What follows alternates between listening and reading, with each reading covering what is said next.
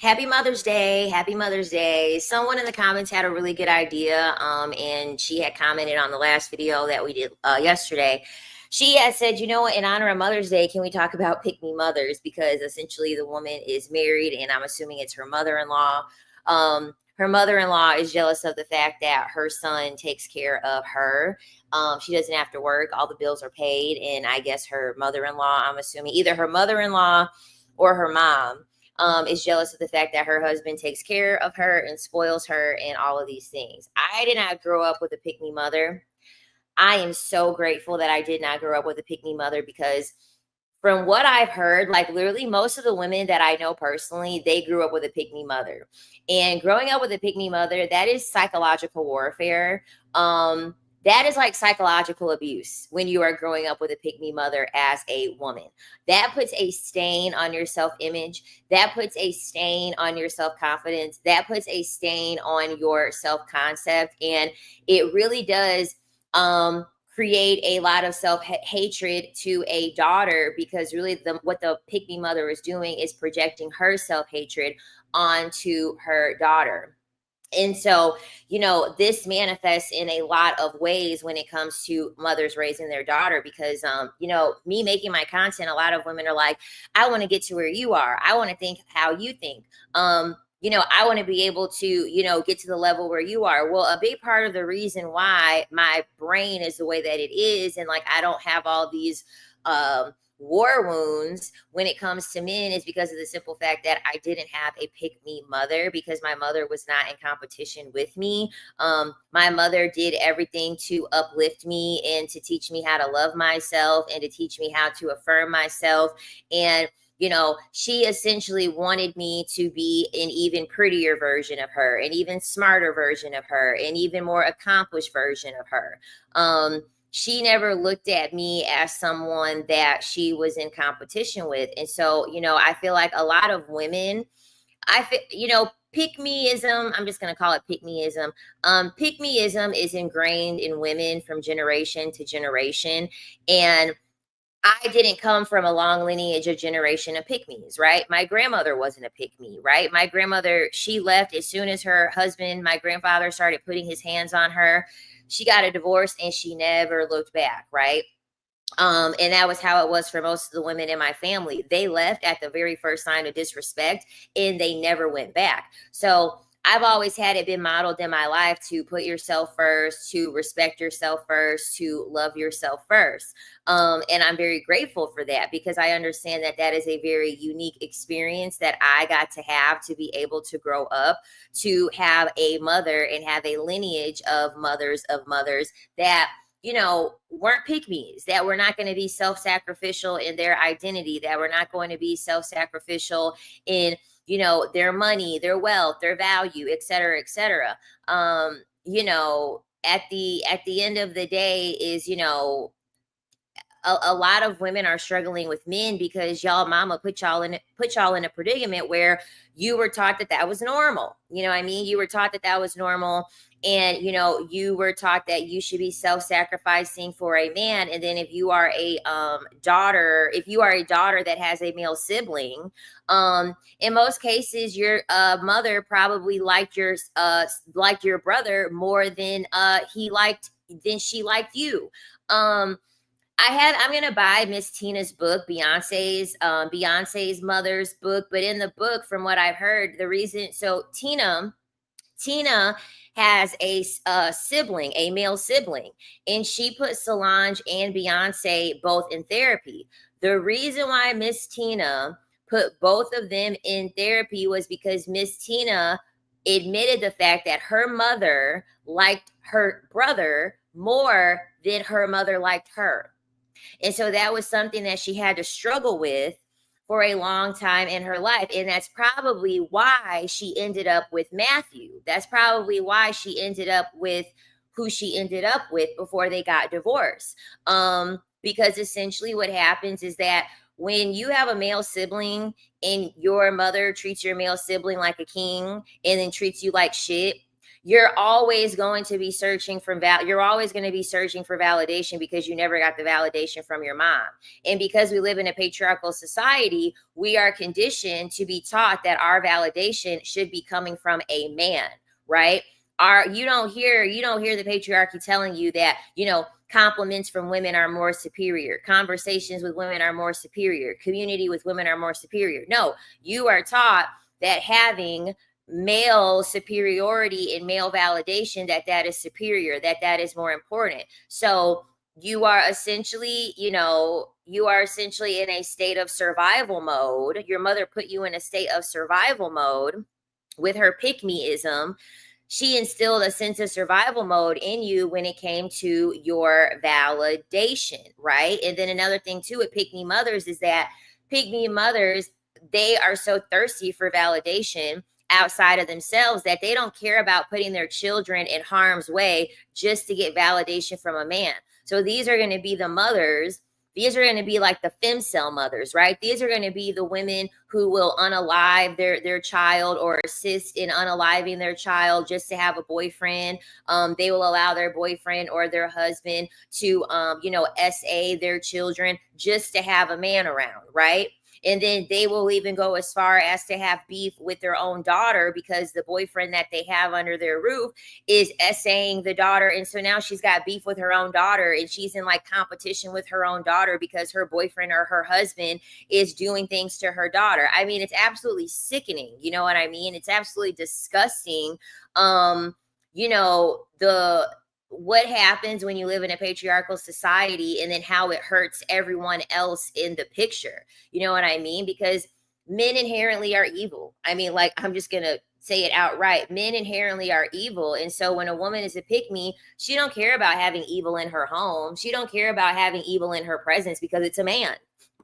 It's a man. This topic really hits close to home. My late mother was a huge pick-me. My sister had a tough childhood and major conflict with my mom, and I was incredibly lazy. Well, first off, I'm really sorry to hear about your mother. However, that's what happens. A large part of the reason why a lot of men are not ambitious, a large part of the reason why these men don't want to offer anything, they don't understand the value of a woman, was because their mother enabled them. Their mother did every single thing possible for them. Their mother did not teach them how to do anything. Their mother just let their son sit back and exist. And then not only that, they'll teach their daughters how to be a servant to her brother, which is further reinforcing a man to go out in the world and then think that this is normal, that this is what it should look like, that the woman that he is with is going to do exactly what his mother and what his sister did. And that's not normal, right? What a lot of pick-me mothers will do to their sons is that their heart's been broken, right? Their heart has been broken by a man, and then they end up getting pregnant. And then what happens is that they end up having a son. And so what they want to do is they want to project all of those qualities that their boyfriend or their ex-husband or their current husband, because they'll do pick-me. The thing about pick-me mothers is that they will have a man. Like, that's the thing. Like, don't get it twisted. This is not just single mothers that are doing this shit. This is literally women that are married. And whatever their husband is not doing, they will project those qualities onto their son to fill in the void of what they're not getting from their husband. So essentially, they try to turn their son into, the man that they never got to date, the man that they never got to marry. Because at the end of the day, it's just the thing about it is that this is why I don't believe that everyone should have children. Okay. Because I kind of feel like pick-me mothers, they weaponize adulthood. They weaponize adulthood because when mothers specifically say things like, having a son is the greatest form of love that you can ever have, that's disgusting. And there is nothing sweet about a woman saying that about her son. Point blank, period. There is nothing sweet about her saying that about her son, because the reason why she is saying that, the psychology behind a mother saying that about her son is essentially saying that because she is the parent and because he is the child, she gets to do and say whatever it is that she wants to him and treat him like a king, and he has no choice but to be nice to her. He has no choice but to be good to her. It's because he's a fucking child. He's a fucking child. He doesn't know. He does not know. Exactly. It's emotional incest. That's exactly what it is. It is emotional incest. When I look crazy at women that say that, and you should too. I'm sorry. You should look at women crazy when they say that about their sons. And if you are a woman watching this, and you have a son and you have a daughter, and you fix your mouth to say that about your son, but you don't believe that the greatest love to have can come from a daughter, emotionally something is off. Emotionally something is off with you. You need to go seek help. You need to go see someone, because you are committing emotional incest on your son, because you you don't know how to give yourself the things that a man could not provide for you. And so you're going to take a child who it's not their responsibility. It is not their responsibility to be loving on you and doting on you and giving you all of these emotional feelings that you don't have. It is a child. It is a child. They didn't even ask to be here. They didn't even ask to be here, and you're projecting all these things onto your son just for it to come back around, for her to be in a nursing home that her son put her in, that her son don't even visit her at. By the time the mother is sick, he's created and started his own life with another woman with his own kids. He ain't even thinking about his mama. That's the payback that y'all get for having emotional incest with your sons. Your son is going to still turn out to be just like the man that you resented. Point blank, period. That man that you raised to be lazy, to not be ambitious, he's going to turn out in most cases to be a terrible person. He, in most cases, is going to turn out to be a person that is not going to take care of you when you get older. You're not going to get it in return. You're not going to get a payback on your investment when you're a pick-me mother. And then when you have a son and you have a daughter, well, guess what? Your daughter's not going to take care of you either. Your daughter's not going to take care of you either, because you did nothing but be jealous of your daughter. You did nothing but micromanage your daughter. You did nothing but try to control your daughter. You did nothing but make your daughter a slave. You did nothing but, talk down on your daughter and not give her any support. So why would she want to take care of you? Why would she want to take care of you? You didn't take care of her. You didn't emotionally take care of her. You just turned her into your slave. You just turned her into your little punching bag, while she has to sit here and be the punching bag and have good grades, have to dress accordingly, have to respect you, have to do everything perfect, while her brother gets to get shitty grades. He gets to act up in school. He gets to be lazy. He doesn't have to do anything. And then these same mothers wonder why they're dying alone, and then don't understand why y'all get sent to a nursing home and no one wants to take care of you.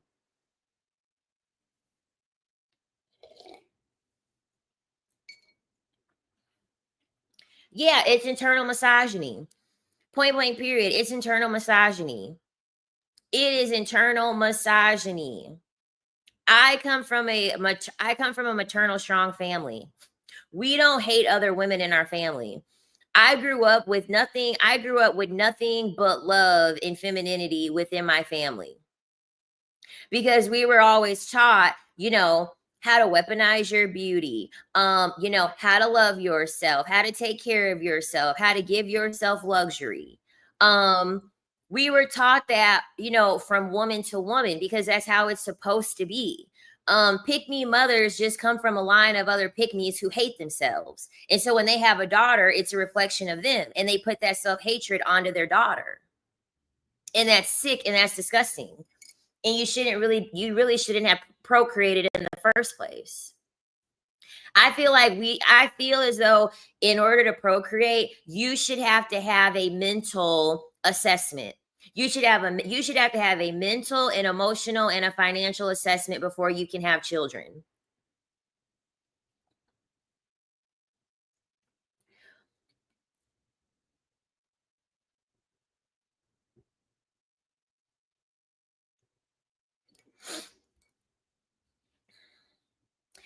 He is 37, lives with her. He beats her, and while she pays all the rent, asks her to move in with me, but she said 2 men shouldn't live together. Like, what? Yep. And I feel as though for a lot of women, like, you shouldn't feel bad about it if you had a mother like this. You shouldn't feel bad about it. You shouldn't feel as though you're indebted to your mother just because you're her, just because she's your mother. Because in the Black community, I don't know how it is in other communities, but in the Black community, oh, they'll keep you in a toxic family because they're family. They have no problem keeping you in a having you under wraps in a toxic family just because they're toxic. Oh, well, blood is thicker than water, and but it's your mom, and who's going to take care of your mom? Why would you take care of your mom and your mom didn't take care of you?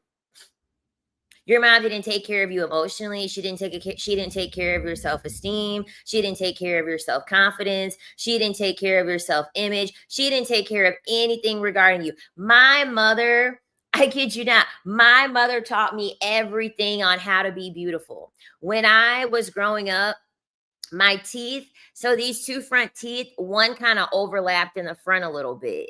And she was like, no, she's like, people are going to look.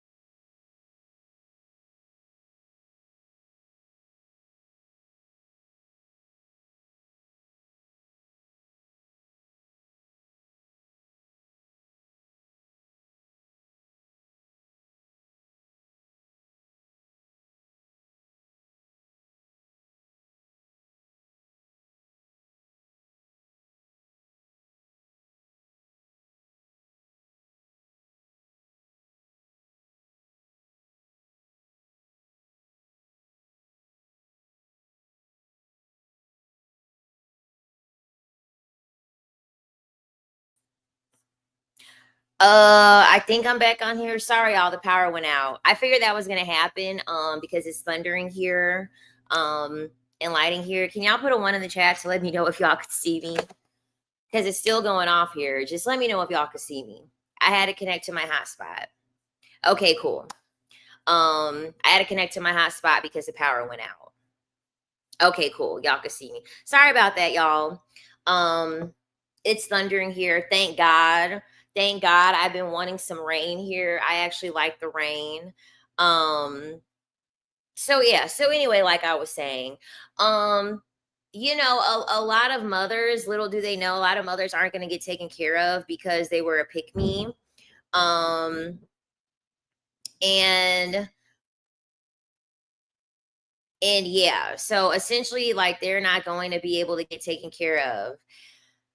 Let me see. My mom was never a pick me. She was just emotionally void. Yeah, my mom too. But she's so much better now. She is. She's so much better now. That's another thing too. Especially if you have a narcissistic mother. If you have a narcissistic mother, you're never going to be able to admit to her or tell her how her actions oh, I was talking about my teeth. You're right. So I didn't have a gap. I had one of my teeth overlapping. And so my mother was like, people are going to pay attention to your smile. Like, your smile is the first thing that they're going to pay attention to. So she got me braces. She, don't want to say she was like hard on me about my weight. I don't want to say that, but what I will say is that my mom was cognizant and like taught me on being cognizant over the fact that like in society, people judge you over your weight. Like people, if they see that you're fat, if people see that you're overweight, they're going to think negatively of you. Like you're going to have less opportunities when you are overweight. And the reason being is because my mom was overweight and she knew how her life was different when she was overweight versus her not being overweight. So, you know, and then my mom taught me, like, she would take me to the mat counter. I started getting my nails done when I was in 8th grade. Okay. I got my first like Coach bag when I was in 7th grade. My mom taught me how to do my wardrobe. She taught me how to do my makeup. Every 2 weeks, she would literally take me to get my nails done and my hair done. Like my mom spoiled me. Like literally me and my mom for the most part have always been like this. But, another thing is that my mom, for the most part, had always been very receptive to like anything negative that I might have brought up. So Shira 7 talked about this, and I think this is a really good thing that she does with her daughters. Shira 7 says that like once a month, her and her daughters will have a conversation and they will exchange information on what they believe that they could improve on. And I feel as though that is so important to do if you have a child. Like, ask your child, like, okay, what is it that I could be doing better? Because what it essentially does is it breaks away that ego. A lot of parents only become parents because of ego, because they get to boss someone around, they get to tell someone what to do, they get to control another person. That's the worst type of parent. The worst type of parent is rooted in ego. They literally get to boss someone around, and because they're an adult, they feel as though they don't have to have any self-awareness. Now, my mom had me really young. Sorry, y'all, it's storming really loud, so y'all might lose me again. So if y'all do, that's the reason why. It's because it's storming real bad out here. You know, and so what ends up happening is that they'll be very rooted in their ego, and they kind of feel as though you can't tell me anything. When I hate it when parents say I'm the adult and you're the child. I'm the adult and you're the child. That is horrible to say. That's very negative to say. You should never say that to children. Because you're trying to put yourself in a superiority complex up against your child. But like I said before, your child did not choose to be here. Your child did not choose to be here. You chose to be a mother. You chose to be a parent. That was your doing. You chose to do that. Get out of your ego, because what happens is that, especially for narcissistic mothers, before they know it, they look to their left, they look to their right, and ain't nobody around them. Ain't nobody there to take care of them, because they will be so narcissistic, you can't tell them anything. They don't want to hear where they fucked up. They don't want to hear where they messed up. They don't want to hear where they went wrong. They don't want anything to do with it. So then guess what? No child wants to have that as a parent. No child wants to be attached to that. No child wants to be around that. My mom was 18 when she had me. My dad was 16 when he had me. And I really do kind of like the fact that I have younger parents, because since my parents are younger, they're a little bit more impressionable. They're still receptive to me teaching them things, even though they're my parent and they're older than me. When you get those older parents, they've been conditioned longer. They've been set in their ways longer. It's their way or the highway. They're right, you're wrong. Yep, I'm my mother's oldest child and only daughter. I'm very spoiled. I'm her favorite. Yep, I'm my mama's one and only. And my mama would kill for me, child. She would kill for me, okay? My mama would legit kill for me.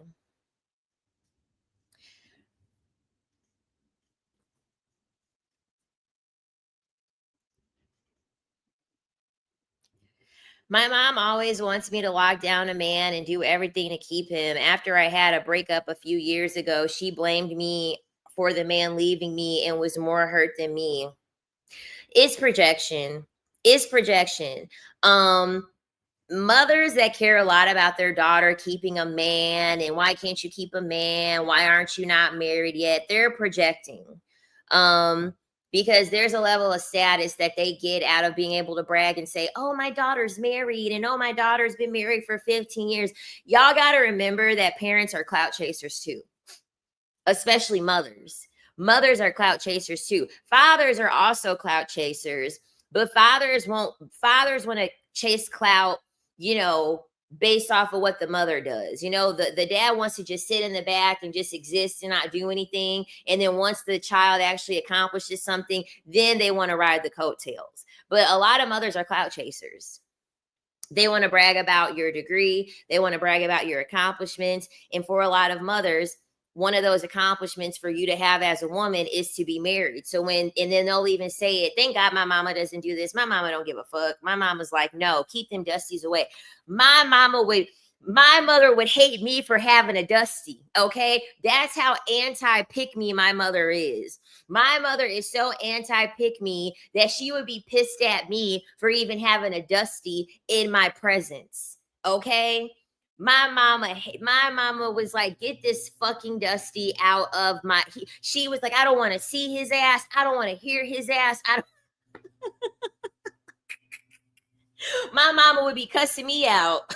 My mama would be cussing me out if I was even thinking about a dusty. One time me and this dusty was arguing on the phone, and I was out with my mama, and she took the phone and she was cussing him out. I was like, oh my God. She cussed his ass out. My mom has protected me from having them dusties prey on me, child. She has protected me from being with them dusties. She said, get the hell away from my daughter. You're so lucky, queen. Thank you. I really am blessed. Because having a pick-me mother, having a narcissistic mother, it's damaging. It's very, very damaging for women. And there's a lot of women out here that are not aware of this happening to them. They aren't aware of like the deeper picture. And they aren't aware as to why they keep getting in certain toxic relationships, why their life is not fulfilling, why they have not achieved self-mastery, why they are not any closer to self-actualizing. And a lot of it has to do with your mother.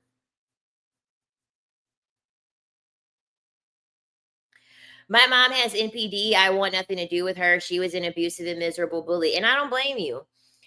I'm really glad that like the younger generations are understanding that like that whole blood is thicker than water narrative, that whole, oh, but they're your family, they're your mother, they're your father. I'm really glad that we are learning to break away, from that, level of gaslighting where you feel as though you have to have indentured servitude to your parents just because they're your parents. Being a parent doesn't erase you being a parent. Someone being a parent to you doesn't erase the fact that they've done irreparable harm to your self-esteem. They've done irreparable harm to your emotions. They've done irreparable harm to your mental. You cannot oversee the damage that someone has done to you just because they're your parent. And then if you get close to them again, they keep doing more damage, and then they don't want to acknowledge the damage that they have done in the past. There's no point in you keeping contact with people like that. I will never, ever, ever be but it's your mother, but it's your father, but it's your family. Never, never, ever, ever, ever. And if you're a person struggling with that with your mother, and you feel as though I can't stand her, she's mean to me, she's this, and you got kind of one foot in and one foot out the door, child, get the other foot out of the door and have both feet out of the door. Because at the end of the day, having that relationship is how you get into toxic relationships with men, right? There's been times where I've cut my mother off. There's been times where I blocked her because she just wasn't getting it. And I'm like, okay, you'll get it. You'll get it once you're cut off.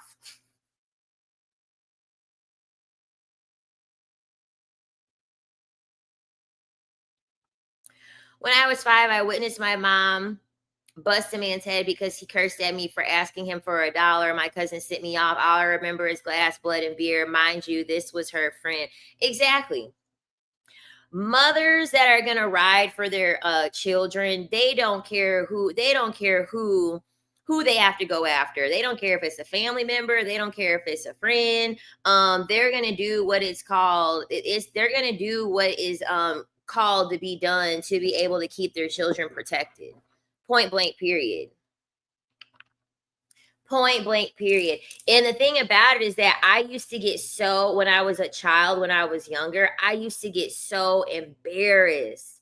I used to get so embarrassed of my mama because at any wrongdoing done to me, my mother would come and turn the fuck up. Okay. I do not think that there was any building that I was under in my whole entire childhood that my mom did not turn up out of protection of me. Oh, we got a super chat from Soft Reset. Happy Mother's Day to all the moms and child-free ladies. Much love to all women whose moms passed or that were horrible and dead to you in any way. And she sent 555 girl, an angel number. Thank you, Soft Reset. Beautiful message, and I appreciate the contribution. I appreciate it. My mama used to turn the fuck up. I remember, I will never forget this. So this was like the end of a long series of my mama openly protecting me in front of people in my childhood, right? And I was on the cheerleading team. I had been doing cheerleading since I was 6 years old. And I'm not talking about like the, oh, go team, go cheerleading. No, I'm talking about backflip cheerleading, tossing girls in the air cheerleading, like the hardcore competitive cheerleading, right? I had been doing that since I was 6 years old. And so I had decided to do it in high school. I really wasn't a big fan of it in high school because like the high school cheerleading was like the rah, rah, rah sideline cheerleading. And like that was kind of corny to me. But, you know, I always liked wearing a uniform. You know, I always liked the aesthetic of cheerleading. And like I still did like the sport or whatever. So I went on ahead and I did cheerleading all 4 years of high school. And when you are in your senior year, you can become captain of the cheerleading team. You can only become captain once you're in your senior year. So it was time for everyone to vote. And like, so when I did competitive cheerleading, like one thing that I could say is that like they cared about talent, right? They cared about talent more than politics. So I was the only Black girl on my cheerleading team, and I was dead fucking center every single year. I had the best jumps. I had the best tumbling. I was the best on the team. And so I was on a white team with a white coach, and they didn't give a fuck that I was Black. They wanted the best person in the center, and I was the best person in the center. When I was cheering in high school, I was the best fucking person. I was the best tumbler. I was the best jumper. I was the best everything. Like undeniable, undeniably good. And so when it came time to vote for a captain, you know, I should have been captain. I'm not going to apologize for that. I should have fucking been captain because I was the best person. I was the best cheerleader, right? I was the best cheerleader out of everyone. When I told my mom that I did not get captain, when I tell y'all that she fucking sped to that school so fast and cussed the whole, she came up there, y'all. And everyone's sitting there. It's the whole cheerleading team and the coaches. When I tell y'all that my mom cussed the whole team out, she cussed the coaches out. Oh my God, y'all. She cussed them white folks clean the fuck out. Clean the fuck out.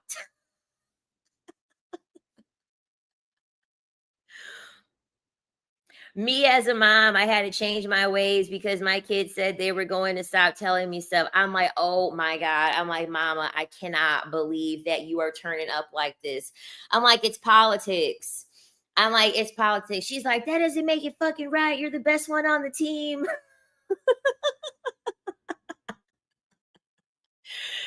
She was like, that doesn't make it right. You're the best one. I'm like, you right. You right. The book called Will I Ever Be Good Enough? The Healing of Daughters of Narcissistic Mothers by Dr. Carol McBride changed my life for the better.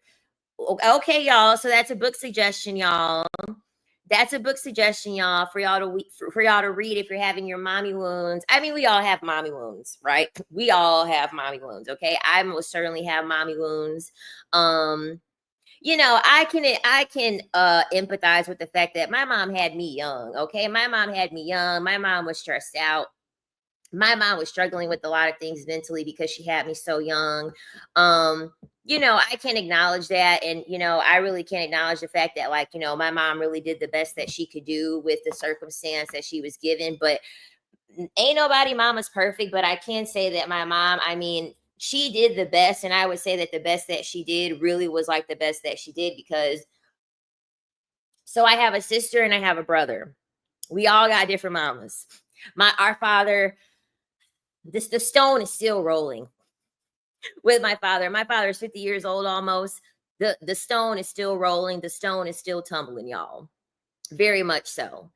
And so, not to brag or anything, but I turned out the best. I turned out the best out of everybody. Out of all three of my siblings, I turned out the best. And even my grandfather on my dad's side, even he admitted that. He was like, your mother did such a phenomenal job with you. He was like, your mother did so good with you. Because my sister's mom was a pick-me. So my sister's mom dealt with our father for 10 years, no ring. 10 years, no ring. My sister's mom dealt with our father. As soon as my mama found out that he was pregnant with another woman, because me and my sister are project twins. If you're not familiar with what project twins are, that's when you have two baby mamas real close together to where y'all could pretty much be twins. So me and my sister are only 6 weeks apart. And mind you, my dad was 16. My dad was 16 with 2 children already. So we're project twins. And, as soon as my mom had found out, well, first off, my mom didn't know that my father was 16. She didn't know that he was 16. And so really my mom was just like, well, he's fucking young. So my mama was like, you know what, whatever. Yeah, once my mom had found that out, she was like, fuck it. I just will figure it out. I'll figure it out on my own. I'm not going to fight over a young child, argue over a young child. And so my mom had let my sister's mom have him. And she stuck around for 10 years, no ring, stayed through all his infidelity, stayed through all of his cheating. And yeah. Still rolling, girl. He need to grow some moss. Listen, child. He gonna keep doing it, I guess, until he can't do it no more.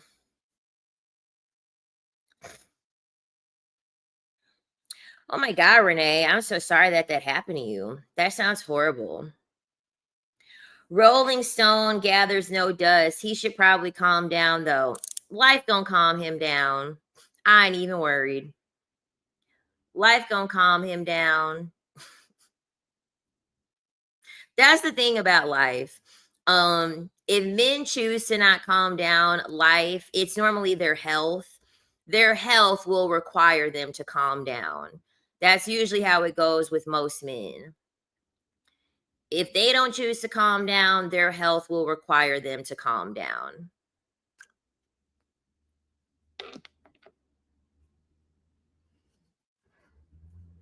But I'm proud of the women that can go no contact with their moms. Like I said before, I had my little, I had my own little internal misogyny that I had to kind of like dismantle as well. I had like little sections or segments of my life, because no one's mother is perfect. Nobody's parents are perfect. So, there's still things you have to heal from regarding your parents. So I had my mom. I was no contact with my mom for a while, which actually helped us. Girl, I'm not going to sit here and expose my father's health issues, but he will be slowing down. Trust me. He will be slowing down. Trust me. Trust me. He will most certainly be slowing down, but going no contact is important. It is. Don't be afraid to go no contact. I know it feels super, I think it's easy to feel guilty when you're going no contact with a parent, because you also have like that looming thought in your head of like, they did this for me, they kept me alive, they took care of me. But it's like, you always have to remember, you didn't feel you didn't ask to be here, you know? So if you're ever struggling with dealing with disrespect from your family and you don't want to contact them, you don't want to deal with them or anything like that, always remember, you cannot hold the responsibility of something being done to you when you did not ask to be here. Quit assuming responsibility for things that you had no part in making a decision in. You didn't make a decision to come here, right? That was your parents' decision. And you know, a lot of parents make decisions to have children when really they're not really equipped to be good parents. You know what I mean? Oh my God, Queen, your nails are beautiful. Thank you. I'm obsessed with them. They're so pretty. Hold on, let me get the light on here better. They are so pretty. My nail tech killed it. Killed it. If there's anything I'm gonna do, these nails gonna stay beautiful. Okay. These nails are gonna stay beautiful.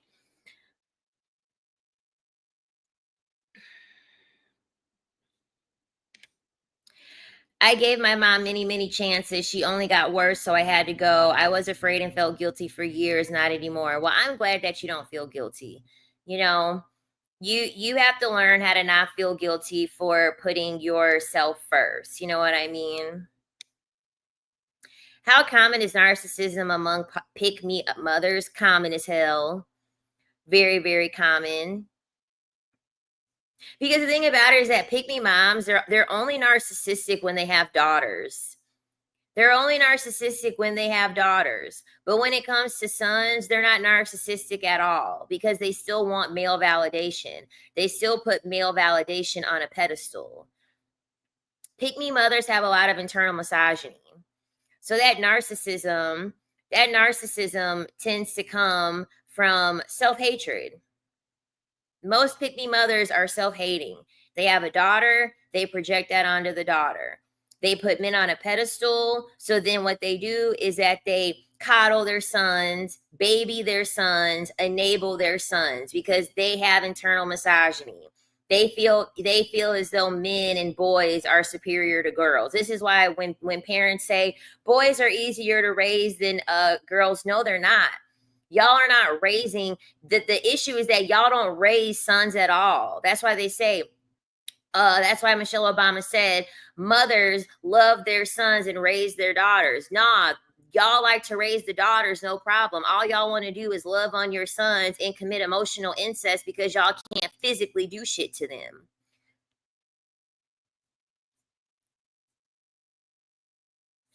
Your chat is working, Renee. I see them.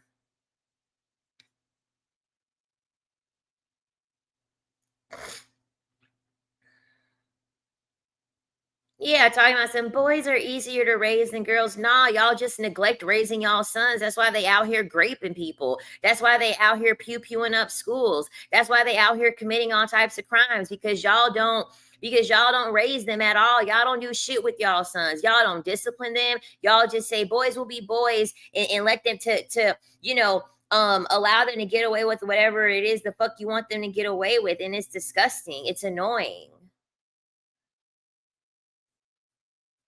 And then when the going gets rough and you're sick of your son living with you, you're sick of your son bringing women in your house, you're sick of your son disrespecting your home because you've enabled him for so long, you want to start searching and looking for another woman out there who can now take care of your son, who can now put up with the product that you created because you don't feel like dealing with them anymore. No, that's your man now, girl. You raised him to be your man, so raise your man, keep your man. When men, I don't deal with men that were coddled by their mothers. I don't deal with men that were coddled by their mothers at all whatsoever. I want a man. I deal with men that got kicked out at 18. They had to pay for their own car. They had to pay for their own home. They had to struggle. I only deal with men that were taught how to struggle because those are the men that actually have shit. Those are the men that actually tend to amount to something. I do not deal with men who are mama's boys. You can love your mom. I don't like mama's boys. Mama's boys are extremely lazy. They're not ambitious. They're not on their purpose. They're munchers. They want to be in your pocket. They want to be in your business. Hell no. I always deal with men that had a struggle. As soon as a man tells me that his sister was favored and he wasn't favored, perfect. Perfect, perfect, perfect. Good.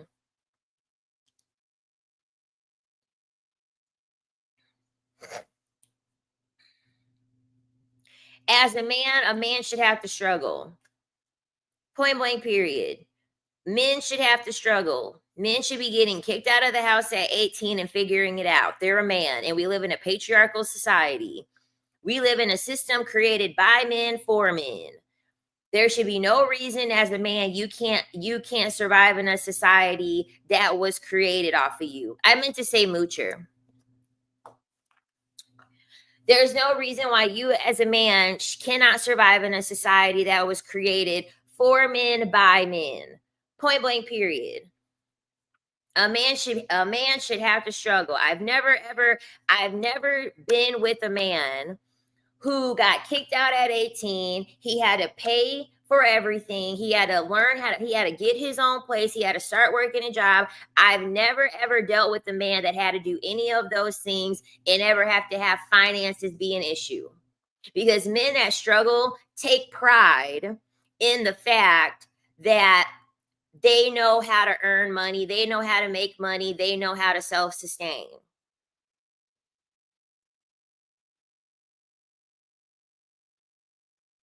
My husband said men have to hit rock bottom to get their shit together. It works. It 100% works. I don't want no man that's had the soft life. I don't want no man that's had the soft life. Once men hit rock bottom, they take a lot of pride. They take a lot of pride. They take a lot of honor in overcoming struggle. They take a lot of pride. So those are the type of men, they don't want to see you they don't want to see you open their wallet. They're not going to let you give them money. You might loan them money. Like I've loaned someone money, but I've never given a man money and it never come back to me. Come back to me tenfold in some way. Never, ever, ever. No man would ever no real man is going to feel comfortable seeing you reach into your wallet. No man is ever going to feel comfortable having you go 50-50. No man is ever going to feel comfortable seeing a woman doing those things.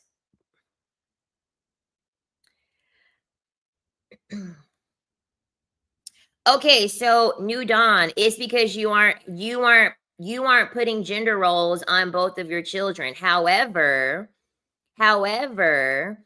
it only makes a difference, I feel as though, if you're coddling your son and you're making your daughters do double the amount of what you're requiring your sons to do.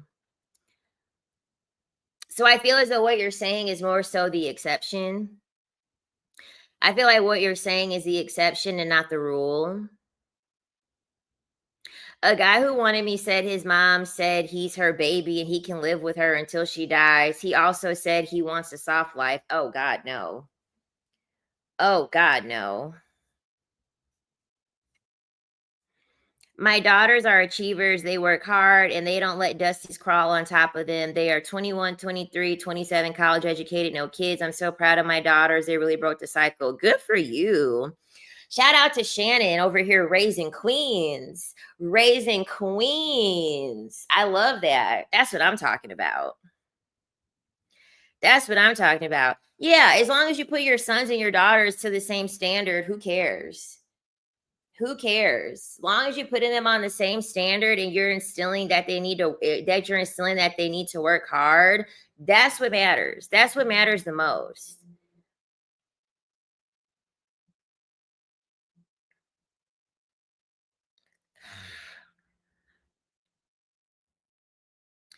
Yeah, I'm sorry. I don't want to hear a man say that.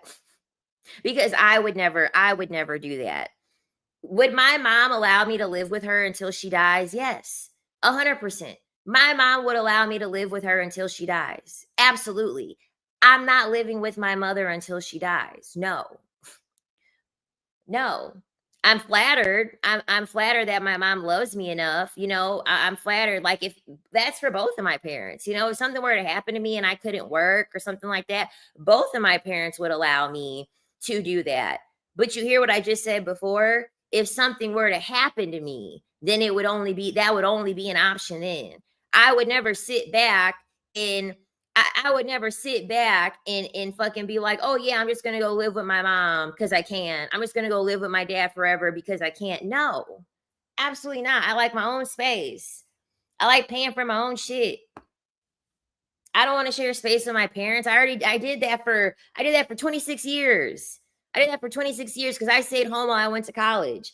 I'm 32. I don't want to do that. I did it long enough.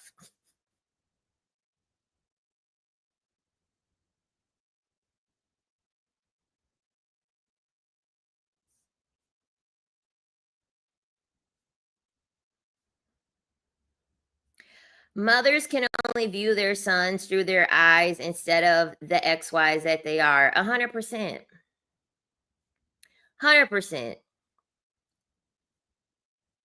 A lot of mothers do. A lot of mothers pretty much look at their son as the husband that they never got a chance to have.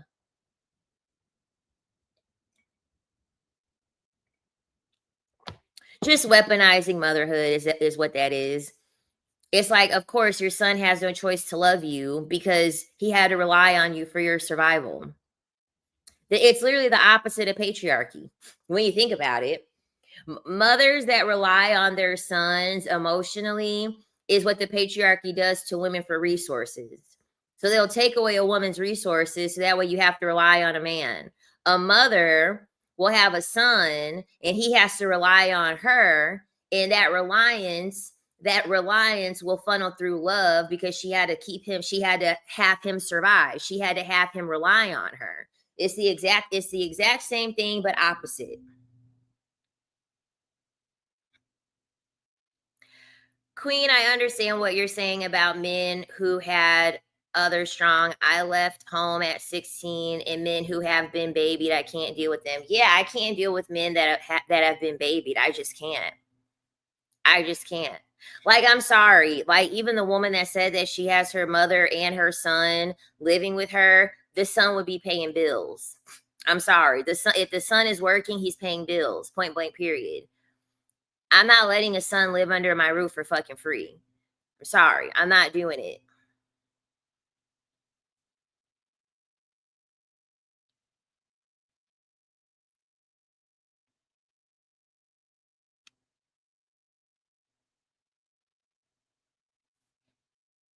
I was just thinking about you, Renee. I was like, Renee loves her some lippy. She loves her some lip stuff. He has to leave at 18 and he had his whole adolescence to become a hustler and save. Exactly. My son is 19. He understands that if he doesn't work, he will not eat. I do nothing for him. That's how it should be. That's how it should be. You're not a grown man at 18. You're not living under my roof doing nothing. Point blank, period. Even I didn't do that. So, like, when I was living under the roof when I was in college, so I'm not gonna lie, my car was getting paid for. The first car I had, they paid it off for me. I didn't have to pay for my first car. But I paid my college tuition on my own and I bought all of my groceries. I did not. So I paid for my college tuition. They took care of my car because my car was like a cheap putt car. The note was like $150 a month. It was very, very cheap. Um, and then everything else was paid for, but I paid for my own college tuition and I worked and I paid for all of my food.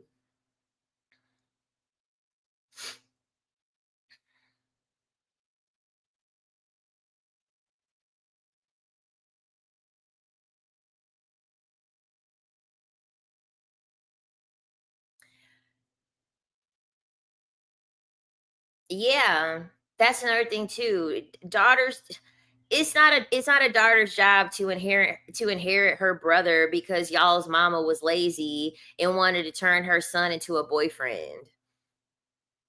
Like, that's disgusting. Go to a homeless shelter, go work at the fast food restaurant. Money is everywhere.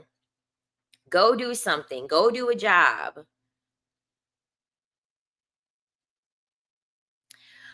You are one of the smartest and wisest women I've ever seen. Thank you for your big heart and your wonderful life advice. It helps me a lot. You are very welcome, Pink Flamingo. You are very welcome. That's the whole point. I just want to help women and give women the keys that they need to be able to make their life easier. Like life don't have to be so hard. You just have to be willing to let go of ideology. You have to be willing to let go of societal norms. You have to be willing to let go of expectations. You have to be willing to let go of outcomes. Once you master the art of detachment, once you master the art of letting go, life becomes very, very easy for you. Life becomes incredibly easy for you. Because the thing about it is that, think if I have sand in my hands and someone was like, you have to hold on to every granule of sand. You cannot let one granule of sand leave your hand. Imagine how tight you have to grip and for how long you have to grip on to not lose one sand granule. That's how it looks like when you're holding on to things.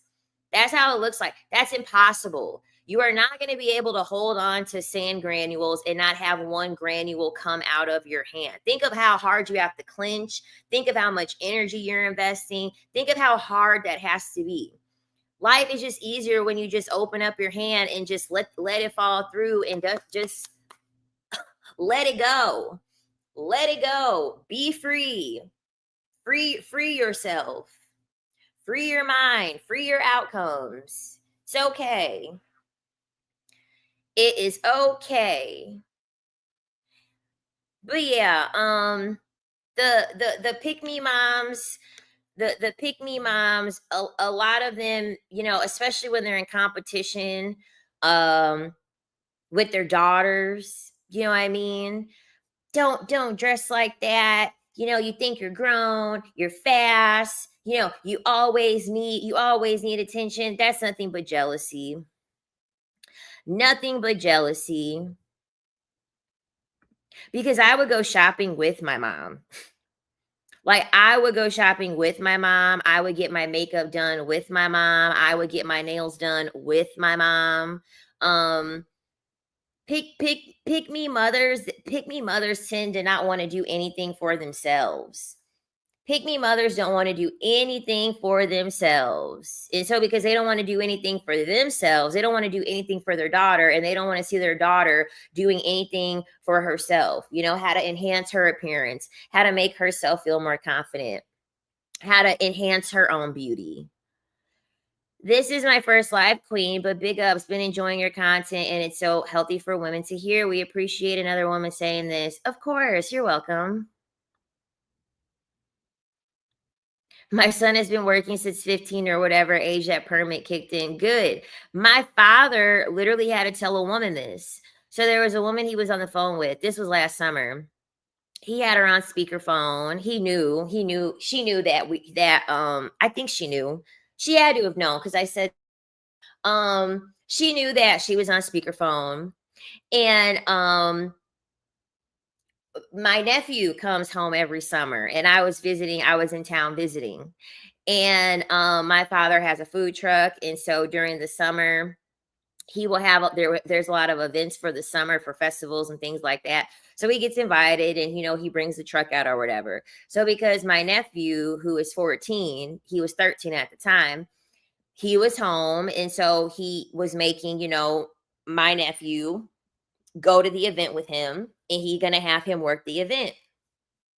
And so the mother, the not his mother, but his friend that is a mother who has boys, she's like, you're gonna make him work the event, but he's too young to work the event, and labor laws and da da da. And my dad was like, I don't give a fuck. My dad was like, I don't give a fuck. He's like, don't you go to Chinese restaurants? Don't you see little 9-year-olds helping, taking orders or whatever? He was like, I don't give a fuck. He's like, he's not getting employed to do this. He's only here in town. He's only here in town for the summer. It's one event. All I'm going to do is have the boy give me some buns and take orders up front. I'm not going to have him do anything crazy.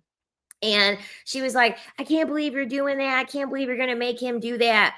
And he was like, okay, so what do you make your son do? What do you make your son do? What things around the house do you make your son do? And she was like, well, I used to have him cut the grass for me, but I didn't like the way that he was cutting the grass. So I made him stop cutting the grass. And so he said, so essentially what you're doing is you're enabling your son. Like my father called that shit out immediately. My father was like, so essentially you're enabling your son and you're teaching your son how to not fail at something so that way he can become better at it. He was like, no. He was like, you have your son cut the grass wrong until he fucking cuts it right. She's like, I just don't want him. He's cutting it wrong, and I don't like how he cuts it. And my dad was like, who cares? Have him keep cutting it until he cuts it right. That's the whole point.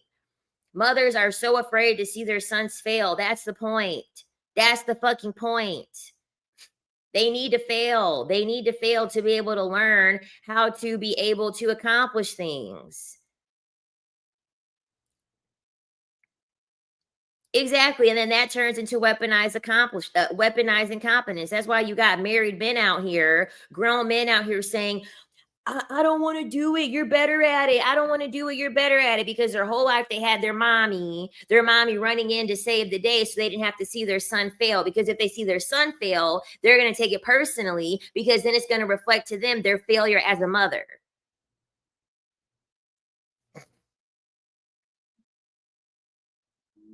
So they don't want to see their sons fail because they're going to feel as though they're a failure as a mother. Everyone fails. Everyone fails. It's gonna, if they see their son fail, it's gonna remind them of when their boyfriend failed them or when their husband failed them. So they don't want to have to see their son go through. They don't want to have to see their son fail because they don't want to hurt the pain. You see how selfish pick me mothers are. You hear how selfish pick me mothers are. They'll make everyone pay. They'll make everyone pay because they don't want to sit with the discomfort of their own issues, of their own trauma.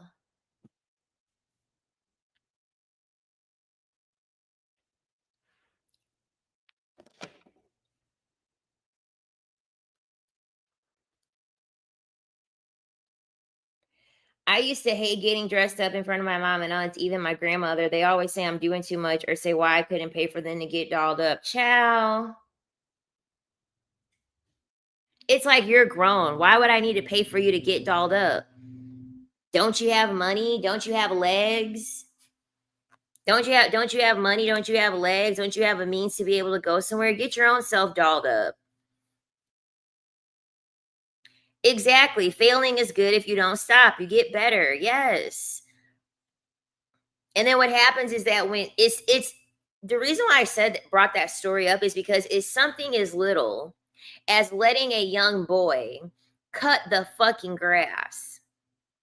It is something as little as letting a young man cut the grass and fail at it and do it wrong repeatedly until he gets it good. For these little moments to instill tenacity in a man, ambition in a man, working hard as a man, discipline as a man. It is these little things, such as cutting the grass as a young boy, that facilitates these values into them that they can bring in when they are men. These are little ways that a lot of mothers fail their sons. They don't even realize it. To her, it's just cutting the grass. Oh, it's not that big of a deal. It's cutting the grass. Yes, the fuck, it is a big deal. It's very much a big deal. They need to be working at something. They need to be working at something. They don't mind their daughters cooking food wrong and burning the food wrong and cooking it until they get it right. They don't care about daughters doing the laundry and mixing up a couple of the colors and turning the white shirts pink because she put something red in there and fucking up the laundry. They don't care about that.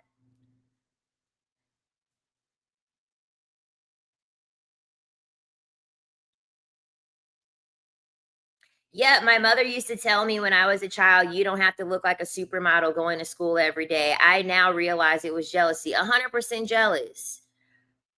100% jealous. She saw you and was like, damn, she looks good. She looks pretty.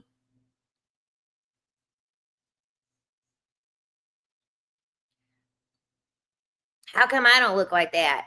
She's going to start getting more attention than I am. Because, like, you have to really think about it. Parents, especially mothers, mother vision, they see their sons as babies forever. They'll have a grown man that's taller than them, that's bigger than them. They will have a grown man in front of them and still see him as a baby. But girls get adultified very easy. So a girl will be 9 years old and they're looking at you like you're a 21 fucking year old woman. Mothers will literally look at you at 9 years old like you are a grown ass woman. They will adultify and parentify the hell out of a daughter.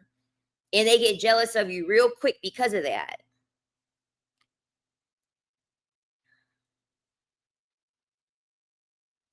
My dad never once showed me how to cut grass. I had to adjust the string on a weed whacker yesterday at work, and I couldn't figure it out. So embarrassing. Well, I'm very sorry that your father failed you like that, because even I know how to cut grass. Even I know how to cut grass. I know how to use a tiller. I know how to use a weed whacker. I know how to use all of that.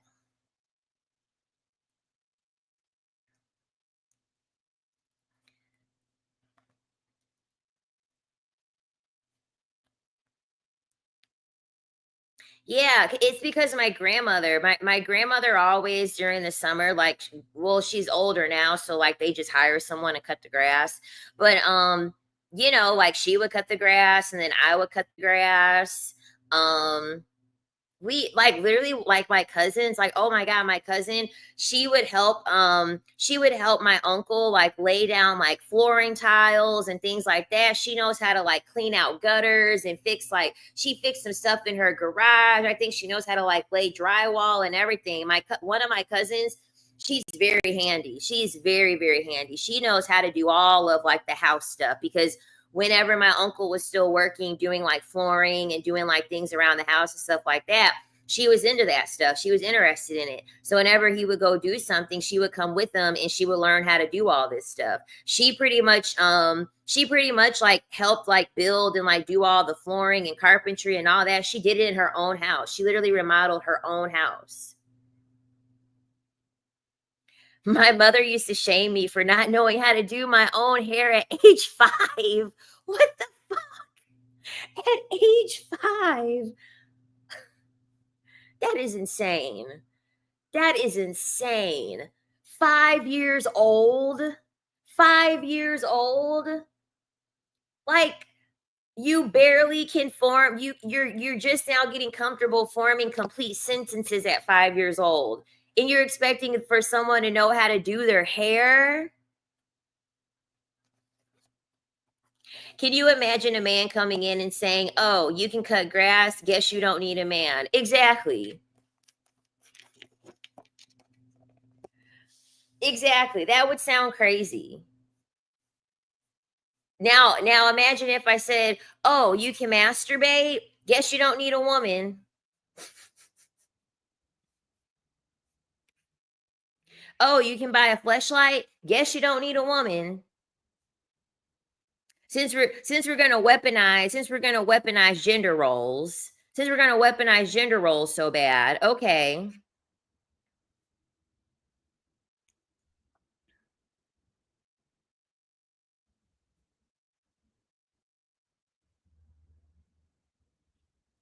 What kind of pygmy mother chooses a guy that's a handyman carpenter and he doesn't show his kids anything? Lazy. Because the thing about it is that a lot of the time, the fathers just get to exist. For most fathers, they just get to exist in their brain. As long as they're there under the same roof as everyone, they get a thumbs up from society.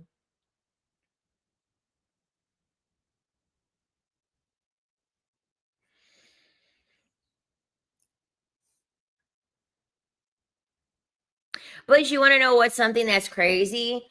The people that want it, the children that want the help never get the help.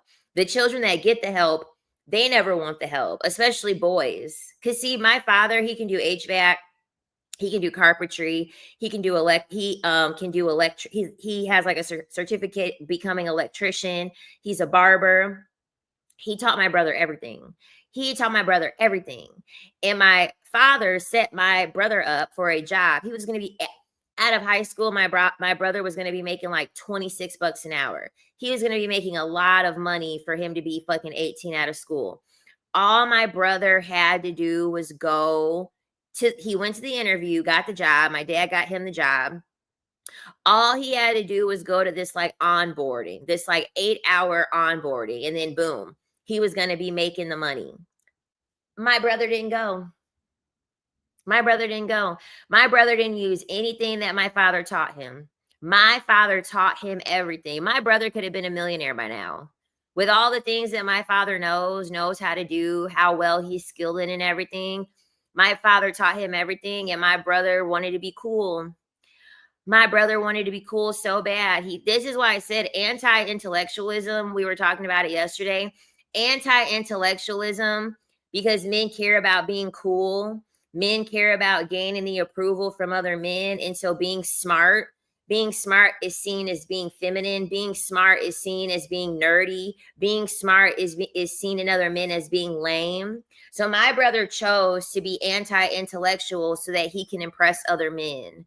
Because my brother was not deemed as cool. My brother is very meek. My brother is very quiet. Even my dad says that my brother's corny. My dad straight up says it. He's like, you're corny. He was like, you are corny. He was like, you're not one of the cool kids. Like he's like, that's just how it is. You're not one of the cool kids. And so my father, to be able to offset that, that's why my father was like, I'm going to teach you everything it is that you need to know, because you need money, right? You need money. You need stability. My brother didn't want that. My brother didn't want that. He wanted to be cool kids. And so guess what? He started hanging around a bunch of hoodlums, and the hoodlums knew that he wanted validation so bad because he wanted to be cool so bad. My father straight up told him, he's like, you're the fallback guy. You think that they like you. You think they want to be friends with you. They're using you as the fallback guy because you want their approval so bad. You want the cool card so bad from your homeboys. So guess what? They're going to commit all types of things and then blame you. That's why they even have you in your clique. They don't have you in their clique because they actually like you. They don't have you in their clique because they actually want to be friends with you. They know that you're willing to do anything and everything to be accepted by them. So that was the path that my brother chose. I think he's working for like Amazon or something like that.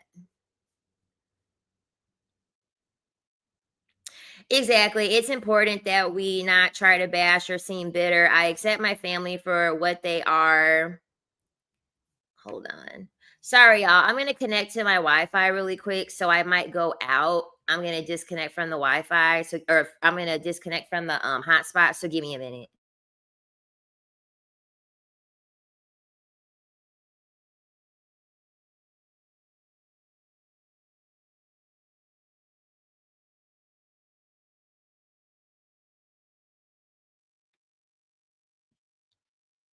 Okay, hold on.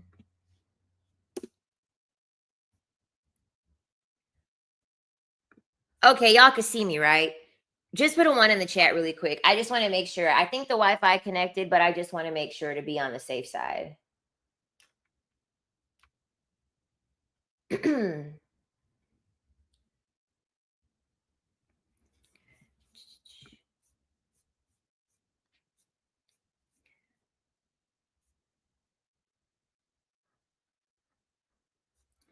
Okay, perfect. Okay, cool. Yeah, that power went out and I didn't want the Wi-Fi to be all shaky. I was waiting for the little light to come off, so I had just connected to my hotspot. Beautiful.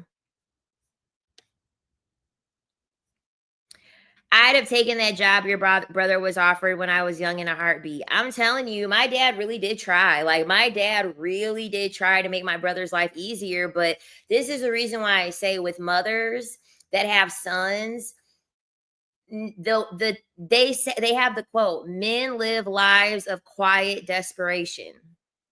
Men live lives of quiet desperation. The number one thing The number one thing that men are always going to be desperate for is validation. They are always hungry and thirsty and looking for validation. That's why they cheat. Cheating is not just physical with men. Do not ever believe them when they say that. They're lying to you. It is not just physical when a man is cheating on you. Whenever a man is cheating on you, they're cheating on you because it gives them validation. It makes them feel special. Someone else wanted them. I told them to put the one in the chat because I disconnected from my hotspot and then I connected to my Wi-Fi and I wanted to make sure that everyone could see me. Because remember, the power went out earlier. The only reason why I was back on here with the power being out was because I was connected to my hotspot. Men live lives of quiet desperation. Men always need validation. The reason why my brother decided to go hang out with hoodlums and not get money is because that didn't validate him. That did not validate him. That doesn't make him feel wanted. That doesn't make him feel worthy. That doesn't make him feel needed. Getting accepted by people that he deemed to be cool, getting accepted by people that he deemed to see himself as superior, that was more validating for him. So that's the reason why he chose that path instead of not getting money. Validation, lack of validation is the weakness of most men. Lack of validation is the weakness for most men. A man's lack of validation is going to be his demise. He not feeling worthy. Him not feeling accepted. Him feeling invisible. Him feeling overlooked. This is why they cling to their mothers.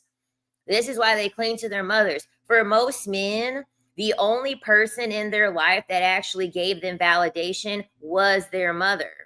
And so when you have a pick-me mother, that has done this, it's even stronger. It is even stronger.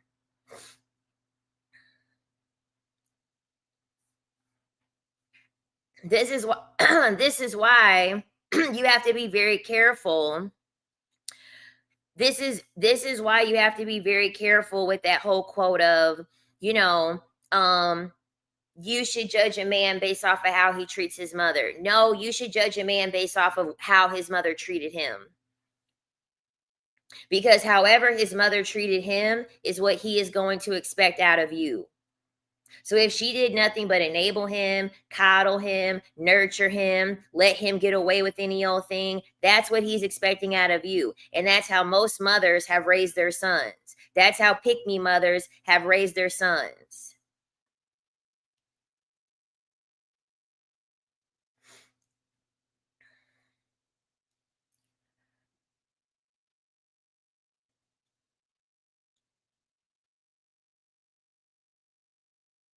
Yep, exactly. They will always want the validation of people who are superior than him. Meanwhile, they throw under the bus the people that love them. Exactly.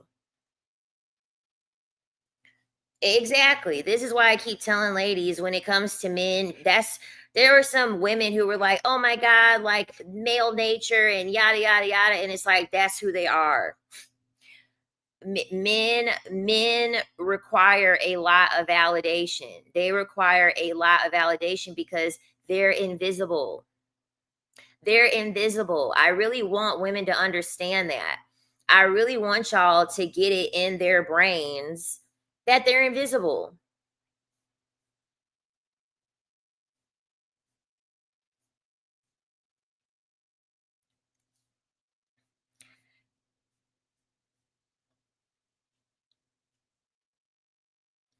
I love this conversation. Mothers out here proud their sons are still home, need to know why they didn't do right. Exactly. If you're a mother and you have a grown ass son living under your roof, you should be ashamed of yourself. And he's not putting in any effort. He's not helping pay the bills. He's not doing anything. No. No, no, no, no, no, no, no. You're not a good mother. Sorry. Actually, I'm not sorry. You're not a good mother. You're ruining society. You're ruining society. You're making men very, very weak. You're making men very, very weak. And guess what? Your son ain't gonna take your son ain't gonna take care of you. Your son is not going to pay, your son is not going to pay you back. I'm telling you. I work in healthcare. Your son is not going to pay you back. I talked about the pick me mother and daughter earlier in the live stream. That was like most of what I talked about, to be honest.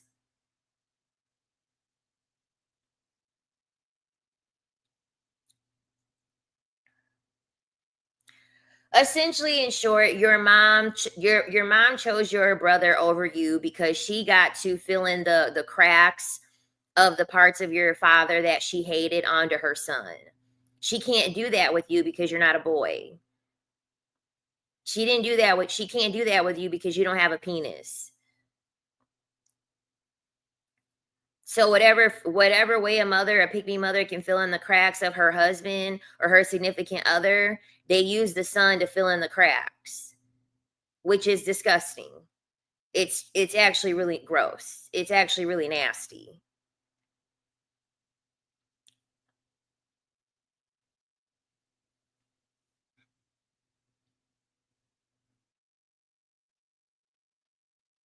Yep, I had to learn this lesson years ago. An ex of mine on the surface treated his mother very well. I learned that she was encouraging him to cheat and be a womanizer. Exactly. A lot of the time when a man is treating his mother very well, it's because she's letting him get away with any fucking thing. It's because she's letting him get away with any fucking thing that he wants to do. She will know that you're the other woman. She'll know that you're the other woman. She'll know that her son is cheating on you with someone else, and she'll stay quiet to protect her son. She'll be on the phone with her son cracking up about it. She'll really be on the son. She'll be on the phone with the son, cracking up, laughing at your pain.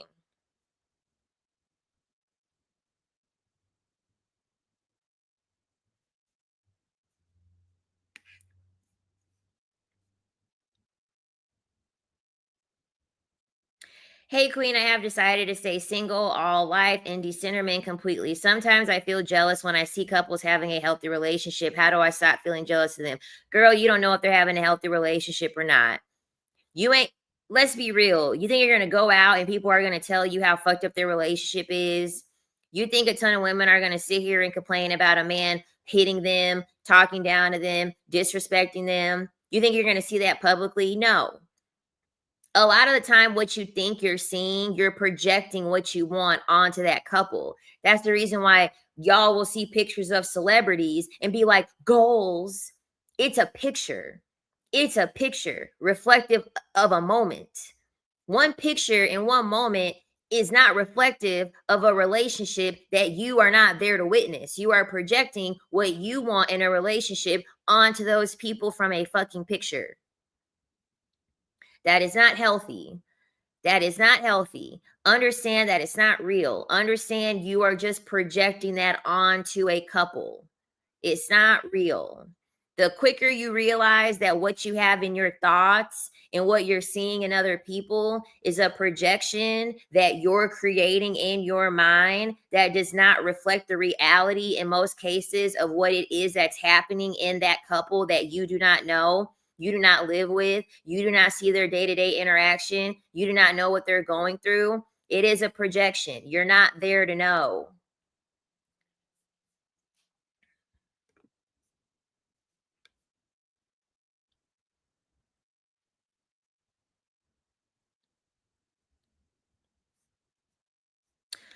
Most people stay in relationships because they're codependent. Most people stay in relationships that are not good for them because they're codependent. You must stop being codependent. When you reach a level of no longer being codependent in any reason, financial, emotionally, mentally, your life is so much better. I even had an ex tell me this. My ex literally called me out for being codependent. Thank you for the super chat, soft reset. Appreciate it. I literally had an ex tell me this because I was very codependent at the time. And even though, I mean, I'm not going to lie, he definitely had like some narcissistic qualities. Like, I'll be completely honest. he had some narcissistic qualities about himself. And occasionally, my mom will be like, he wasn't bad. My father would be like, he wasn't bad. He just was really not ready, and I really wasn't ready either. But he literally used to say, he was like, we have to get to the point in our relationship where we can be interdependent and like not be codependent. And that's like the best thing. That's the best relationship, is where two people can be interdependent. So like codependency, that's 50-50, right? You split 50% of the finances. You split 50% of the emotional availability. Like, I want to find my other half. That's codependency, because you can be full, you can be whole alone. You need to be in a relationship where it is interdependent. Most people do not have the self-mastery to want a interdependent relationship. A lot of y'all are just zombies walking around with a lot of voids to fill. And so you're looking for a person that can fill all of your voids, your financial void, your emotional void, your mental void. You are looking for a person to fill in your cracks. Only you can fill in your cracks. Only you can fill in your cracks. You have to be self-actualized and then find another self-actualized person. When you do that, your relationships are going to be so easy. Your relationships are going to not be draining. Your relationships are going to have you receiving. You are going to have your life be so much easier. You're going to have your life be so much easier.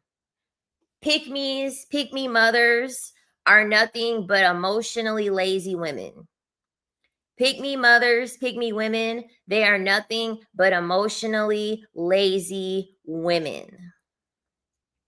They don't want to do the work. They don't want to sit with being alone. They don't want to sit with the discomfort of thinking of a possibility where they may be alone, where they may not be with someone. So they'll take anything. They'll take anything. Pick-me women. Pick-me women. I like to think of an analogy when I think of pick-me women and pick-me mothers. Pick-me women are stranded, and they're stranded in the ocean. And they're thirsty, they're hungry. And mind you, they're in the ocean. They're in the ocean. They're so empty inside. They're so desperate. They'll drink the ocean water. They will drink the fucking ocean water, even though it is filled with fucking salt. They will drink the ocean water just to say that they're drinking something, even though the salt is going to dehydrate them more. Even though the salt is going to fuck them up more, they are willing to drink fucking ocean water stranded, because that's how desperate they are. Instead of just accepting their fate and accepting the fact, you know what, I'm stranded. I am stranded. Let me try to find a solution to this. Let me try to get through the mental anguish. Let me accept the fact that I might die. Let me accept all these harsh realities. But I don't want to accept that. So let me make no logical sense just to feel something, to try to feel better about the situation. Let me go ahead and drink some ocean salt water, because that's how desperate I am to stay alive, even though it's harming me, even though it's hurting me. Like, no, it's just accept the fact that you're stranded. Accept the fact that you're stranded, and you most likely are going to die. Whatever. Everyone dies. It's not the end of the world. It'll be okay.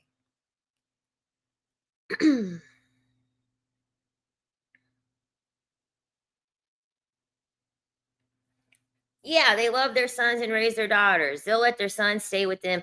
They'll let their sons stay with them forever.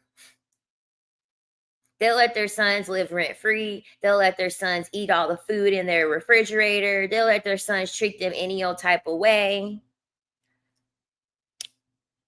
They'll let their sons do anything. They don't care. They don't care. And the thing about it is that as a daughter, you don't have anything to gain by staying in contact with a pick-me mother. You don't. You have nothing to gain by staying in contact with a pick-me mother. She's not going to boost your self-esteem. She's not going to boost your self-confidence. She's not going to give you any ample advice to improve your life. She's not going to be able to benefit you in any way when you have a pick-me mother. She's not. She is not going to be able to benefit you in any way. It's just not going to happen.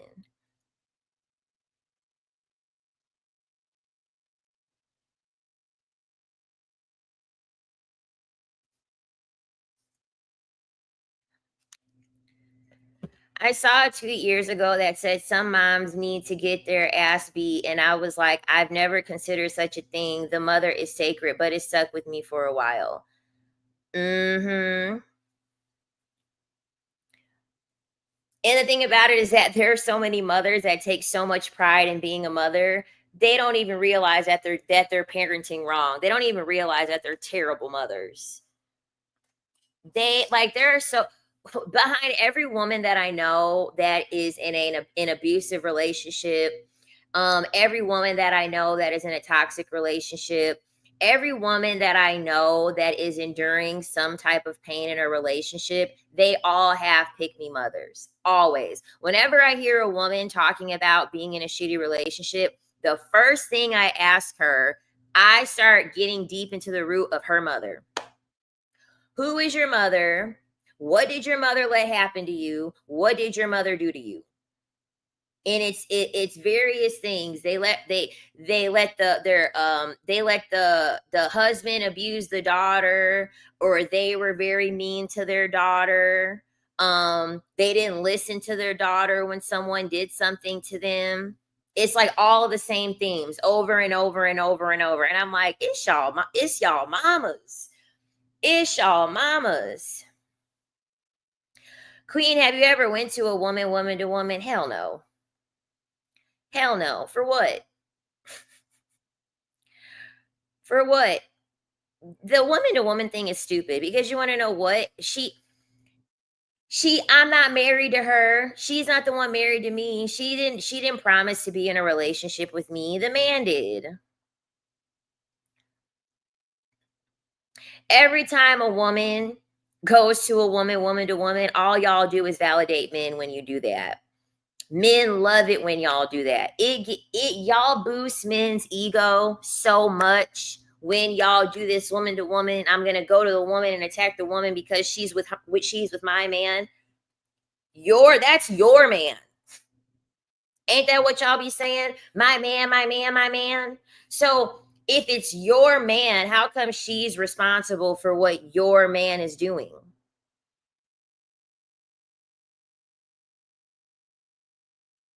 Why would she be responsible for what your man is doing? Meanwhile, the man, he's like, these, these bitches fighting over me. I must got that cane ding-a-lang. he over here hype. He over here like I must be putting it down. I must be the man. That's what men are thinking when you're fighting another woman over them. All you're doing is boosting his ego and boosting his confidence. Exactly. That's your dog. That's your dog. Train your dog. Keep your dog on a leash. Obviously, you don't have your dog trained. You don't have your dog trained when he's out here biting people. He is out here biting people. It's a innocent person walking's fault that your dog decided to bite them. Because another thing too, women will steady be like, she knew he was married. She knew he was married. How do you know? How do you know? So you mean to tell me your man never lies to you? He doesn't lie to you, but how did you find this out? He just came out and told you, yeah, babe, so I've been cheating on you. I'm cheating on you. Is that okay? So he's lying to you. You're finding this out because he's been lying. But all of a sudden, he can't be lying to a woman. He can't be lying to a woman on what it is that his marital status. He can't take his ring off when he's going to the bar. He can't lie and say that he's getting a divorce or that he's separated. That's just out of the equation.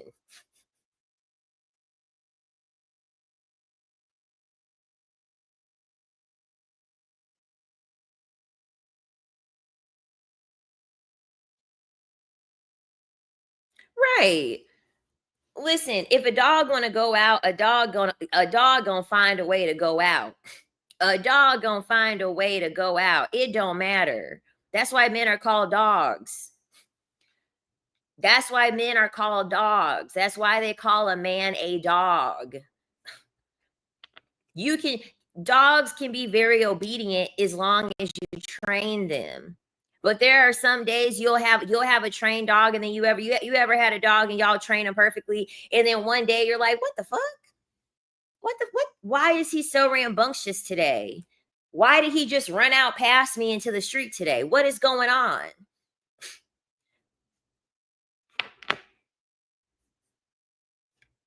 What is going on? I feel as if moms put their marriage first instead of their kids or careers, there wouldn't be as much problems. To a certain degree, you can only put your marriage first as much as the husband is putting his marriage first. Because you can't control another person. You cannot control another person. So y'all could go into counseling. If she's doing the mental and emotional work of the counseling sessions and he's not, putting it first won't matter. And a lot of the time, women are the ones reading the books to keep a marriage together. Women are the ones that want to bite the bullet and hire a counselor or a therapist to keep the marriage together. Women are always putting their marriage first. Women should be putting themselves first from a place of them being healed emotionally.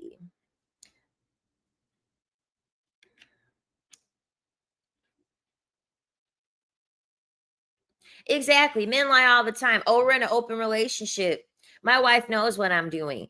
Men will stop at nothing to get what they want.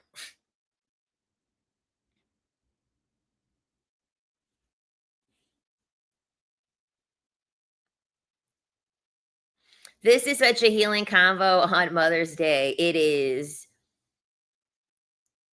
My ex-mother-in-law was jealous because our son preferred his dad. She couldn't relate because she didn't know her father and never had a man in the house to raise her kids. She thought I should be doing everything. Insanity.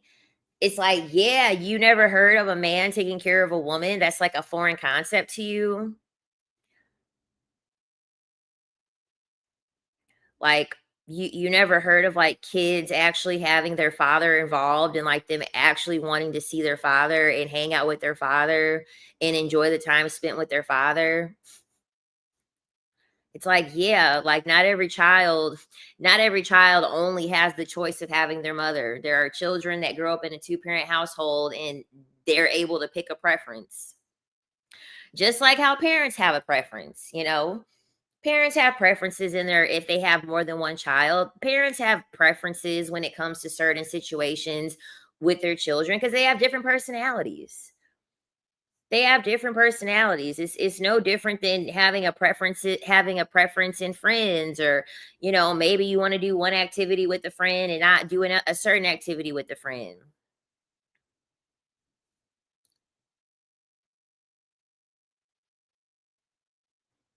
Exactly. Putting yourself first, you'll never have to worry about putting a marriage first. You treat other people, the way you treat yourself is how other people will treat you. When you treat yourself with respect, when you have boundaries within yourself, when you have standards within yourself, you are teaching everyone around you how to treat you. When you put yourself last, you're teaching everyone else to put you last too. This guy said one woman satisfied him mentally and the other satisfied him physically. I'm like, wow, WTF. Here's the thing though. With women, here's the thing.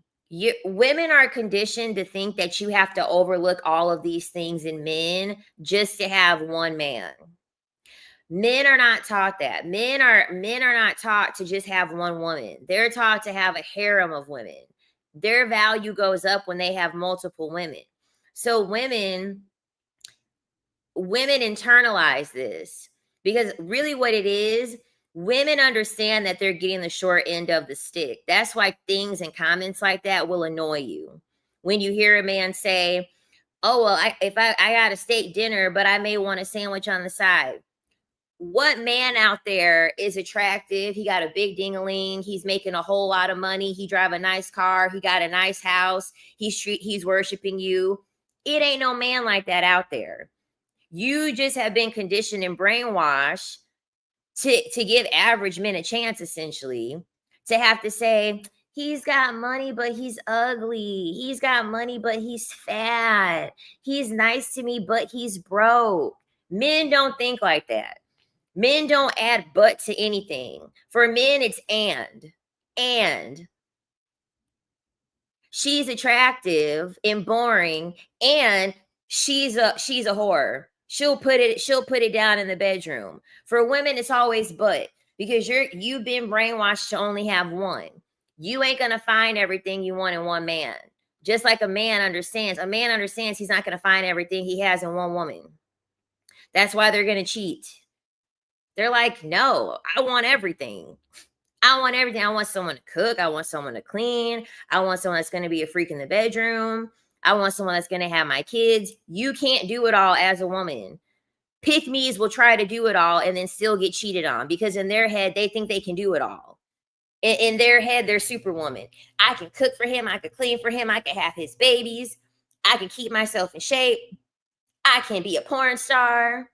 I can do it all. No, you can't. No, you can't. You cannot do it all.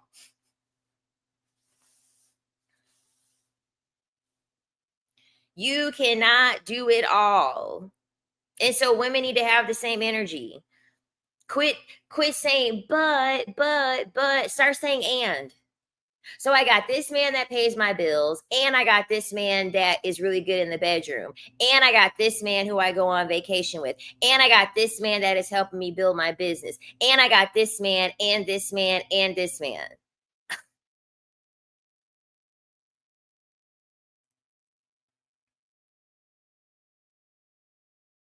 Yeah. See, Kevin Samuels was shaming women for that. He said that we create Frankensteins. See, he was trying to demonize women for doing that, but that's what men do. That's what men do. Because once you're married as a woman, you get nothing but more things added onto your plate. Men don't get as much things added onto their plate than a woman does. But they still want you to be the same version of yourself, of who you were before everything got added. You can't. That's impossible. That's impossible. They want a body. They want you living in a body that you had when you had no kids, and then complaining about the body that you now currently have after 3 kids. And so because they don't like that body, they're going to watch porn. And then because you're too tired after a long day of taking care of everything, they're going to go get an S worker because you don't want to give it to them all the time. That's what men do. Men create Frankensteins out of women. Kevin Samuels was just trying to gaslight women to accept one average ass man that she's going to be miserable with. No. You're not going to find everything you want in one person, but men don't accept that. Men will get married and then they will bypass things. They will bypass things secretly. They're just not telling you that. Because if they told you that, you wouldn't want to get married to them, because the whole fantasy of marriage is for your validation to come from that a man is choosing you and only you, because you've been conditioned to choose them and only them. So you're projecting your conditioning onto a man. We're not conditioned the same. We are not conditioned the same. The quicker you remove your validation from being picked by a man, the quicker you will start to care less. The quicker you will care about if they pick you. The quicker you will care less about them staying faithful, because they're not going to. They're not going to. Men are not going to allow themselves to go without. Men are in survival mode 24/7, 365. Men are in survival mode every single day of their lives. Men are not going to go without, especially not without sex. That is non-negotiable. Give a man everything and take away sex. You're not going to have him very long, because men are lustful. Men are in their lower nature. No, I did a Kevin Samuels video already. But they didn't, but the sovereign sisters didn't like it. So I never did one again. A lot of the women said it was just too painful to watch. But there's a video on the channel where I reacted to a Kevin Samuels video.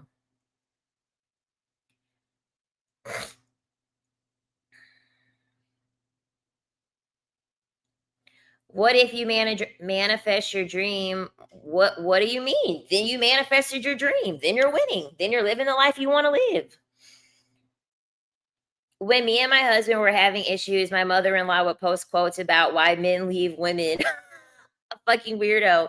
Instead of being an encouraging elder, she validated and encouraged her son's actions. And then guess what? She would have realized that she probably should have been posting about when women are leaving men, because women are leaving men 70% of the time. So all she was doing was encouraging her son to get left. What if you manifest your dream man? You can. You can. You most definitely can manifest and think of your dream man. But the thing about it is that here's the thing that's dangerous whenever you're trying to manifest something within a person. You don't have control over a person. You don't have control over a person. People have situations that happen to them where they can be one person today and a different person tomorrow. So you have to remember, a dream man, you wake up from a dream. You don't live in a dream. You wake up from a dream. A dream man does not exist, just like a dream girl does not exist. I'm going to do a video on that tomorrow. Being a man's dream girl, a dream girl is fake. There is no such thing as a dream girl. Men do not have a dream girl. They wake up from the dream. Once they wake up from that dream, they find someone else.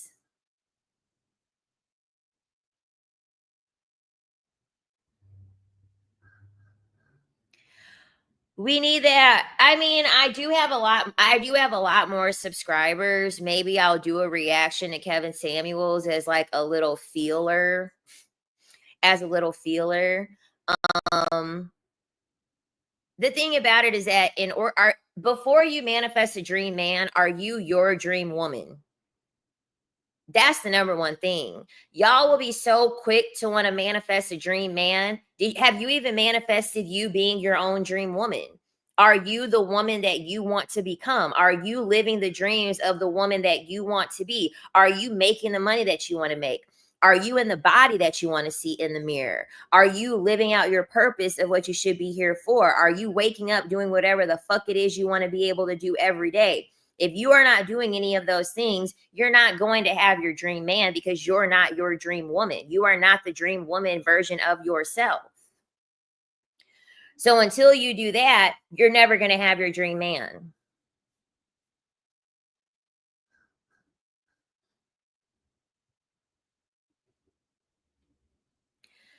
Do you believe in the Sierra prayer? That was a huge thing not long ago.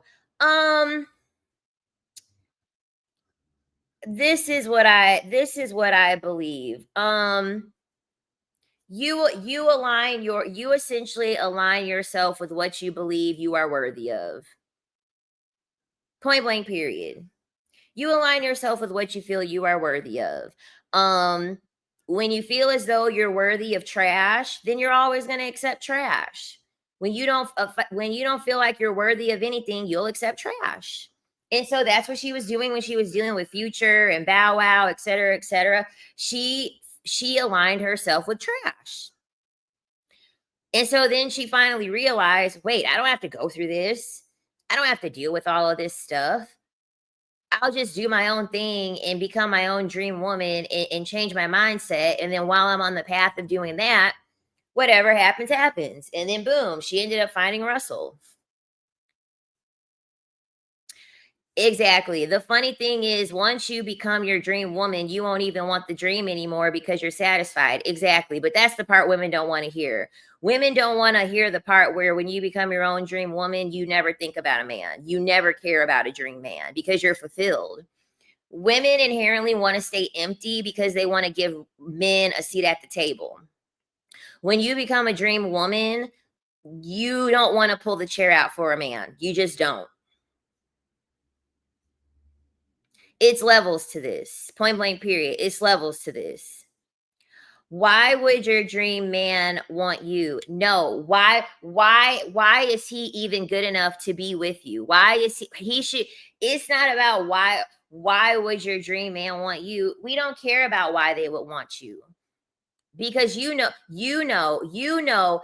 want you. So you don't care if a dream man wants you or not. You don't care. You're not caring about if they want you or not because you want you. You love you. You like you. You don't care about what they're thinking. When you become a dream woman, you become your dream man because you're source. Every single thing it is that you want in a man, you can do. Every single thing it is that you want in a man, you can do. Women that believe that men are protectors and providers, okay. A lot of women still believe the brainwashing, the conditioning of men being protectors and providers. That's made up. Men are only protecting you from other men because men are allowed to be violent. If we wiped out all the men, you would no longer need protection. This is the reason why men go unchecked when they are R-wording people, when they are essaying people, because it keeps the bar low for average men. Most of y'all are impressed with the fact that a man is not dangerous. Most of y'all have been around so many dangerous men. Y'all are just happy with the fact that a man is not harming you. And that's horrible. That's a horrible standard. You should not be so uncomfortable with men, living in a world with men that can harm you, that you're grateful for the fact that a man is being nice to you. That's why they do that. They do that on purpose so they can skate by doing the bare minimum. You should not be impressed by the fact that a man is being nice to you. You should not be impressed with the fact that a man is not harming you. That's crazy. That's nonsense. Providing. The only time a man was able to provide for a woman was when a woman had no rights, when a woman couldn't get a bank account, when a woman couldn't get a credit card, when a woman couldn't buy a house, when a woman couldn't own a business. They were only able to provide for you when you didn't have anything. So they're not really providers.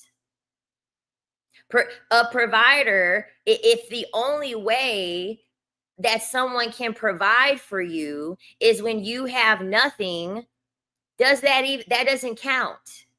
That doesn't count. That doesn't count. They had to handicap you in order to be able to provide for you. So what does that say about them? What does that say about them? What does that say about their ability to be providers? If they had to have you destitute to be able to provide for you, that means they're not providers. That means that they are not providers. You don't take something from someone. My ex used to say this all the time. You're not going to spit on my cupcake and call it frosting. That's what they're doing when they say that provider and protector shit. They spit on your cupcake and call it frosting. I'm protecting and providing, but they're leaving out the part that you live in a world full of dangerous men that they're protecting you from, that they don't check. So that way you give more men a chance. And then they're providing for you only when you don't have anything. Be a woman that makes six figures and see how many men are able to provide for you then. Start making six figures as a woman and see how many men can provide for you. They need you. The average man makes $60,000 a year, and that's being generous. There are some studies that show that they make $50,000 a year. What is the average man providing for a woman at $50,000 a year? What is a man giving to you that is on average making $50,000 to $60,000 a year? He's not providing shit. He's not providing shit but dick and headaches. Dick and headaches, in false dreams, future faking. Someone said I misunderstood her comment. Girl, clarify what you were saying then. Have you heard of Ibrahim Traore from Burkina Faso? Thank you for the super chat, by the way, Healthy Green Lifestyle. I have not. I have not, but I'm always thirsty for some knowledge. Going ahead and preach it on. Preach. Tell me who this person is.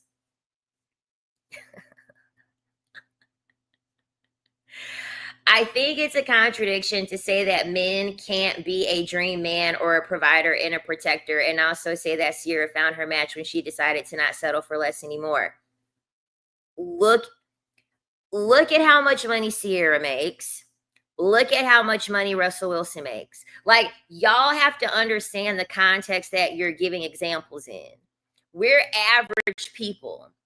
Sierra and Russell Wilson are not average. Because guess who's successful and is still single? Who just made headlines a couple weeks ago for being 53 and single and not married? Who just made headlines? Tracy Ellis Ross. Tracy Ellis Ross is more popular and more well-renowned, more world-renowned than Sierra is. When you are a woman and you reach a higher level of success, you're going to be harder to impress because men and women are not naturally in alignment. Y'all need to learn how to think deeper. Y'all need to learn how to dismantle things that you're thinking before you just say any old thing. Women are the source. Women are the source. Y'all don't know y'all power. Y'all don't understand y'all power. Y'all don't understand that inherently you are a goddess. Men have to work very, very, very, very hard to reach the level in which women are inherently are. It's because you're thinking that men and women are equal. We're not equal. We are not equal. We have life force energy. Men don't. So when you ascend very, very, very, very high, men have to work extremely hard. Men have to work extremely hard to get to that level. Men are not going to get to Tracy Ellis Ross's level financially, mentally, emotionally, spiritually. Most men don't got it. Most men don't got it. Sierra and Tracy Ellis Ross are two different people. Two different people. You could tell that Tracy Ellis Ross is much more ascended than Sierra is, respectfully. You could tell Tracy Ellis Ross has a much more open mind than Sierra. You can tell. Tracy Ellis Ross is not going to be with an athlete. Tracy Ellis Ross is not going to be with an athlete. And once again, you're not in Sierra and Russell's relationship. You don't know what's happening. All you do is see pictures. All you do is see pictures. Y'all are doing Sierra's prayer. What if she's getting cheated on and she accepts it? Is that what you want to pray for? Is that what you want? Is that what you would like? Y'all want to pray for stuff and don't know what you're praying for. Russell Wilson could be a perfect cheater and you wouldn't even know it. But you're doing the same prayer. You're doing the same prayer that she's doing. And you have no idea what her relationship looks like, what she's dealing with in her relationship, her marriage. You don't know.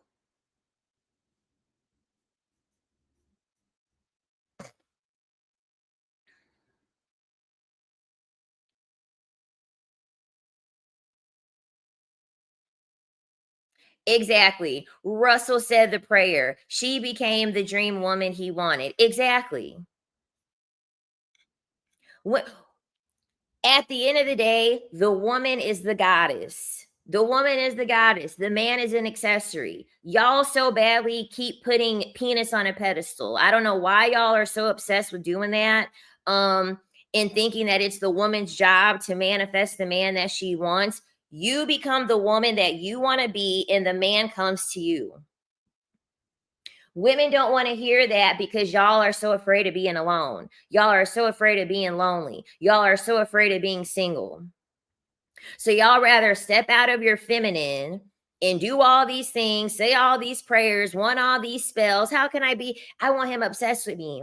I want to have a love spell. How can I get a man? No, you're the goddess. When you have goddess energy, what's for you is going to come for you, and you will repel anything that's not for you. The higher you ascend, the more people you repel. Point blank, period.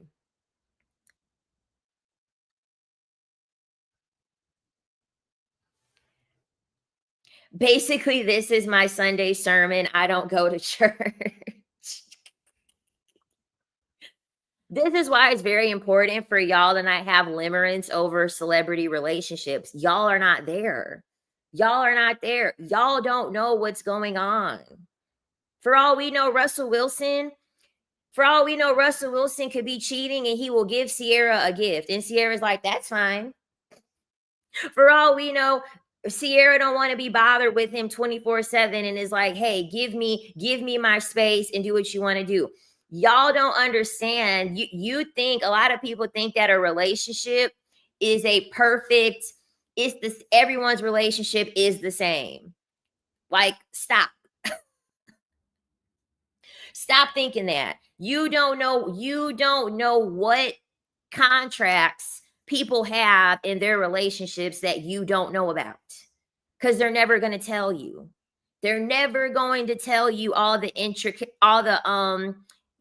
intricacies of their relationship, because it's none of your business. It's none of your business. You're just projecting what you think your relationship, what you want your relationship to look like, and you're projecting it on a celebrity. You're not them and she's not you.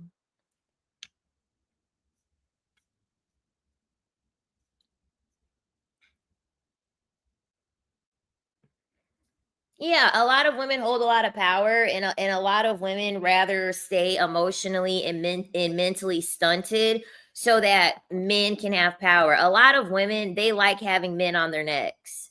They like having men on their necks. They like begging for men. They like praying for men. They like searching for men. No.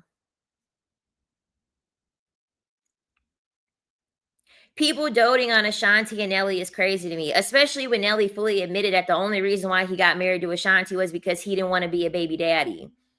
He not once said that he married Ashanti because he loved her, he wanted to spend the rest of his life with her. The only reason why he got married to Ashanti was because he didn't want to be a statistic, which is why most men get married.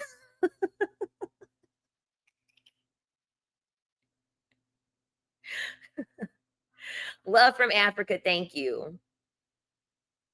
That man literally said he only married Ashanti because he didn't want to be a baby daddy. They had a baby on the way.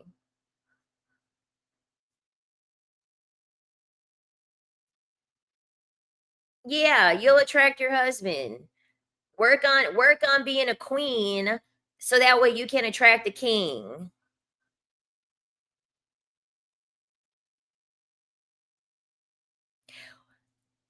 Tiana Taylor, see, this is the thing. The reason why people were mad about Tiana Taylor was because, once again, as a woman, you're supposed to marry for love. The reason why they sold love to women is because they don't want you to protect yourself. They want you to buy into the fact that love conquers all. Love will take you the distance. Love will protect you from getting hurt. Love is a shield of armor. Love is fake. It's not real, not from a man. You want to know how many women don't protect themselves financially in a marriage because they love a man? That's the dumbest thing you could ever do. This is why women take it so personally when they're like, he wants a prenup, and you don't? So you mean to tell me that you would be willing to lose it all for a man? You would be willing to be homeless? You will have children with this man and be willing to go homeless, no place to live. You won't be working. You'll be willing to step back in life and make your life harder out of love. You're crazy. You're crazy. You're brainwashed. You're brainwashed.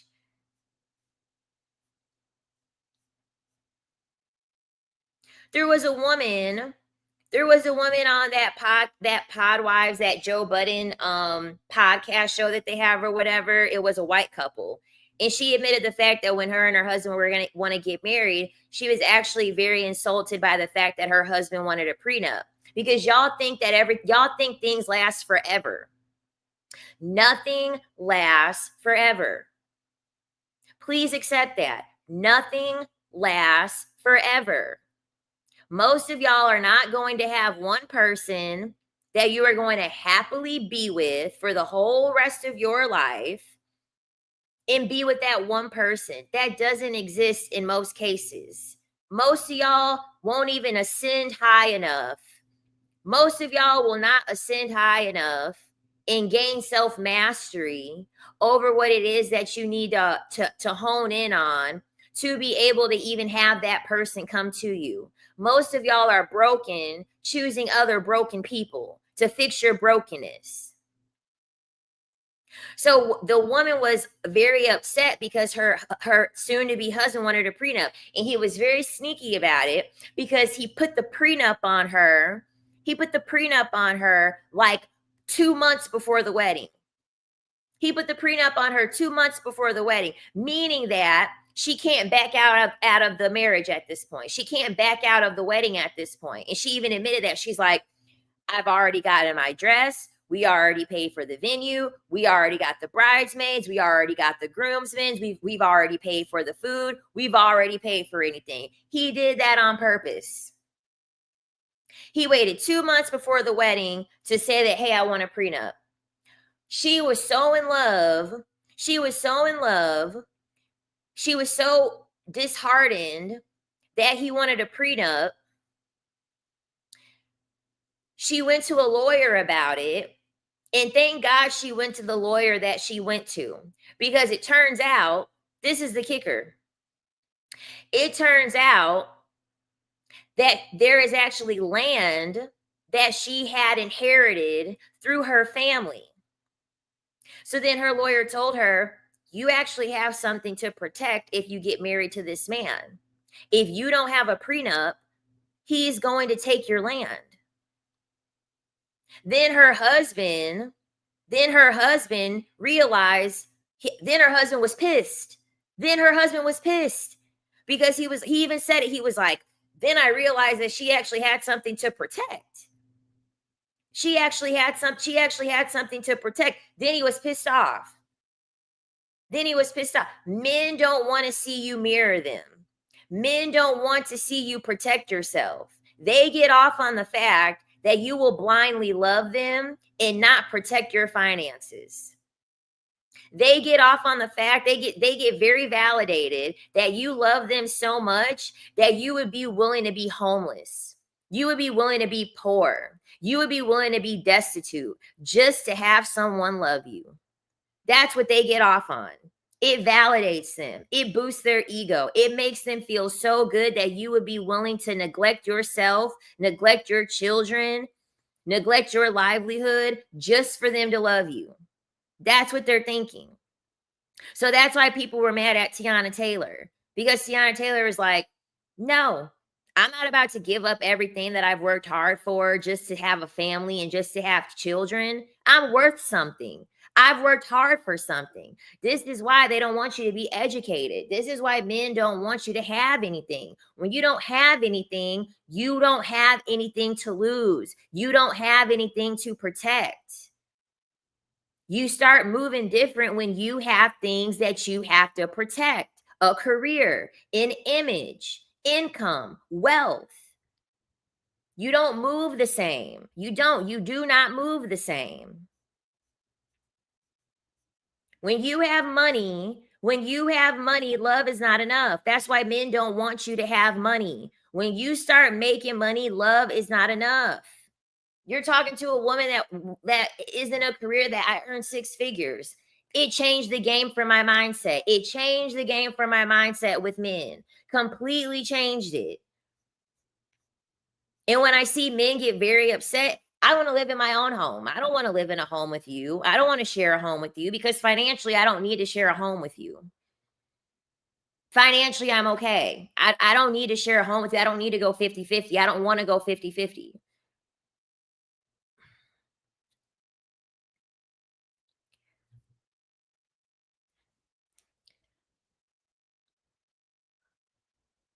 We can live in a duplex. You can live next door. You can live across the street. We can live in the same building. Cool. You're not living under the same roof as me.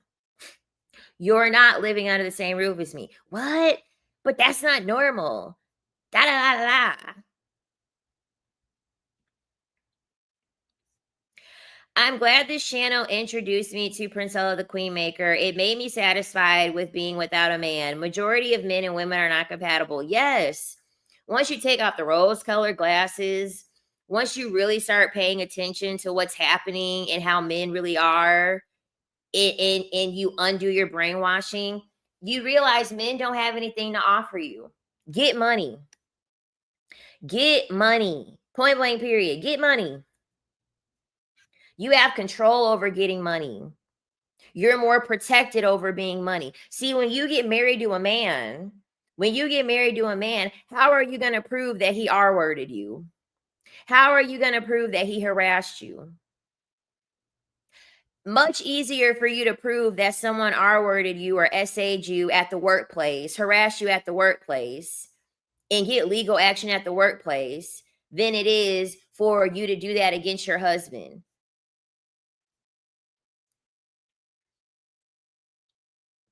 I do ultrasound. I'm a traveling ultrasound tech. I have 2 degrees. I went to school for x-ray.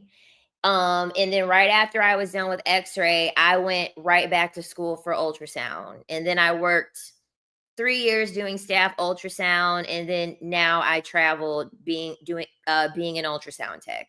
I've been doing that for the past like 4 years.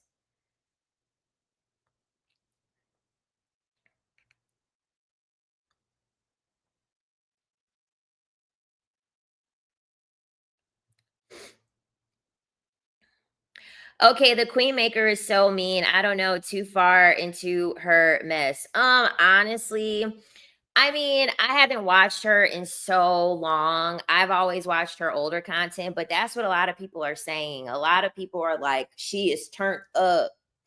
She is turned up.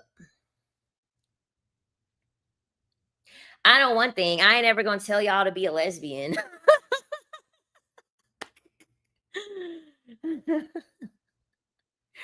I ain't gonna tell y'all to be a lesbian. I know that much. Y'all still gonna run into the same problems being a lesbian.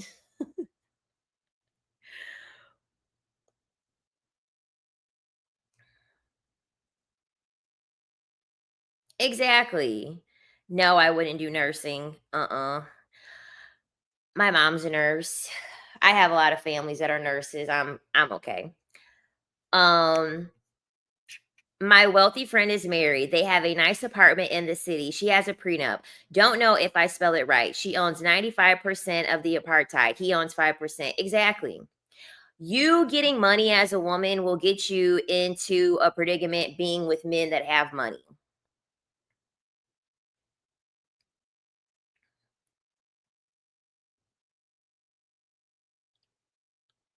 Oh, she said apartment. Yeah. Men when you actually have money, it's easier for you to be in spaces with men that have money. And older men that kind of still understand the value of a woman. And I agree. Eve is put up. Eve don't have to do anything. Eve don't have to lift a finger. What's the point of being married and you still got to go on tour? Like Ashanti was touring while she was pregnant. What's the point of being married? What's the point of being married when you still got to go on tour and you're pregnant?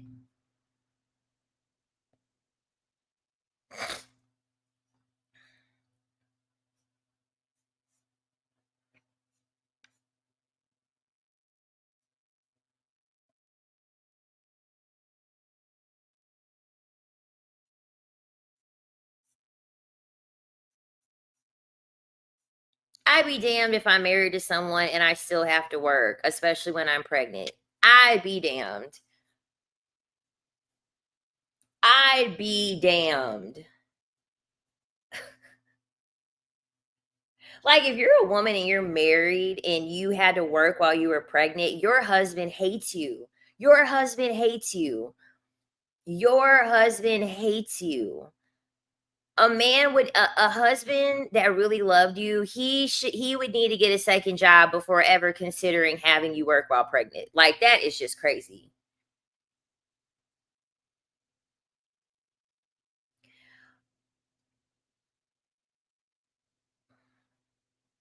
What's the amount of money a woman should have to their name right now? Women, y'all need to have six figures. Point blank, period. Y'all need to get to six figures.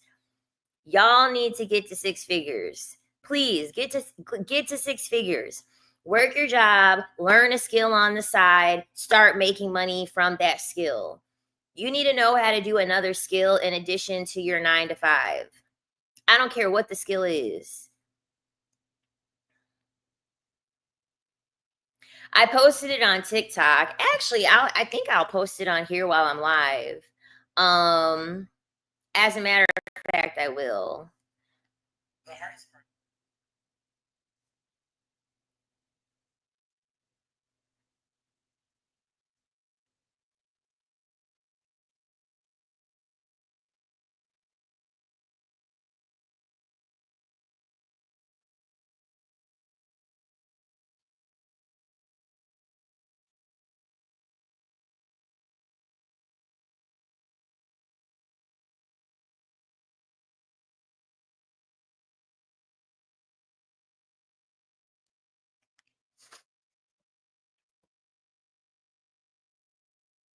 Get you some money. I'm going to post it. I'm actually going to post the video right now that I put on TikTok. It's going to blow y'all's mind. It's going to blow y'all's mind.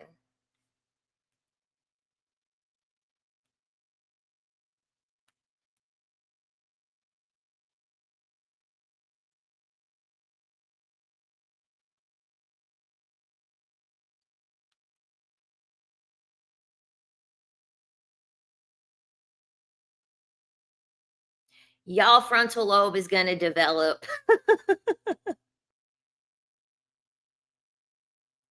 Y'all's frontal lobe is going to develop. But get money. Getting money is easier. You have control over how much money you make. You have control over where you're going to live, your wealth, what your future is going to look like. You have control over that. You don't have control over another person. That's the harsh reality of life. A lot of women believe that if I cook, if I clean, if I learn all the different sex positions, if I'm at this weight, if I wear my hair like this, if I get my nails done like this, if I do this, if I do that, I'll get a man and he'll never cheat and he'll love me and he'll treat me with respect. No. There is no equation. There is no equation to get someone to do what you want them to do. There is no equation.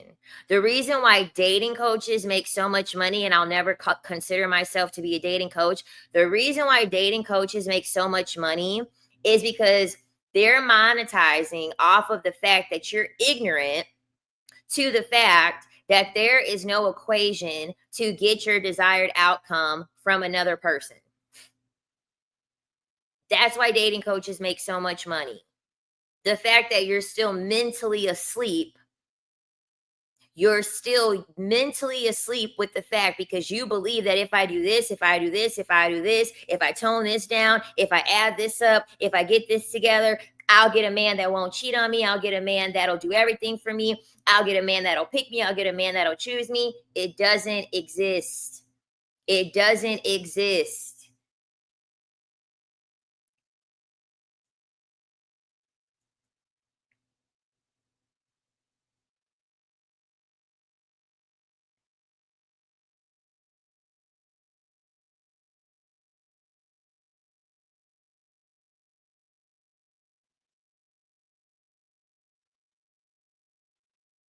Like, no. I'm not like when I hear what great lengths a lot of women go to be able to like try to get a man, I'm just like, you could have used this money you could have used this energy to start making more money, start a business, help other people, help other women, help other children.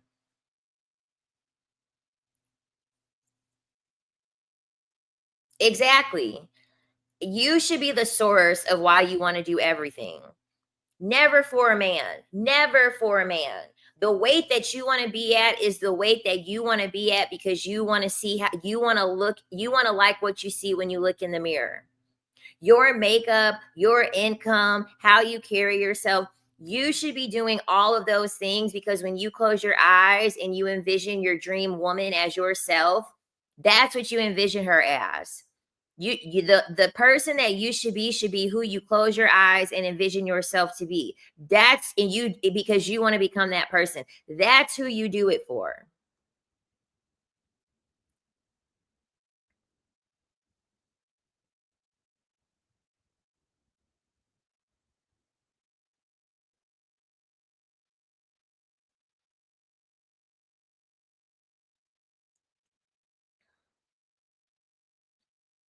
Yeah, that's what happened in the Bible. That's actually what happened. If Eve, if it was a warning that if Eve goes with Adam, he'll rule over her. That's the reason I go to the spiritual channel. I think, Jennifer, I think you might be on the spiritual channel, but that's why I have the story of Lilith. They didn't want to deal with they said, Lilith, get the fuck out. Adam said, Lilith, get the fuck out. Lilith said, I'm out this bitch. Lilith said, y'all ain't finna tell me what to do. Lilith was like, wait a minute. Lilith was like, let me get this straight. We both were made from the dust, and you mean to tell me that you get to dominate over me? And we both were made in the same way. Why do you get to dominate over me? Why do you get to dominate over me? How come I can't ride you? Literally and figuratively. Adam didn't even want Lilith to get on top of him in the bedroom. Adam was like, I'm a man. I need to be on top of you. I need to be on top of you. And Lilith was like, the fuck? Lilith was like, the fuck? Hell no. Hell no. Hell no. So then that's when Eve came along. That's when Eve came along. And then Eve was like, okay, Adam. Okay.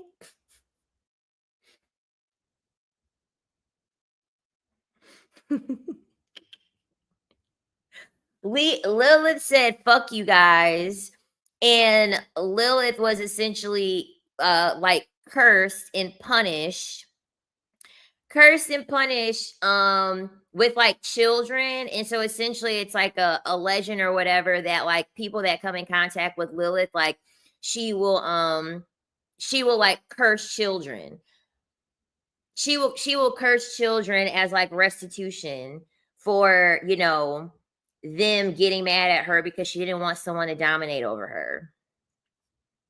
She was essentially outcasted. She outcasted herself, and they wouldn't allow her back in because it didn't make sense. It didn't make sense. It didn't make sense to her. It didn't make sense to Lilith how Adam got to dominate and she couldn't.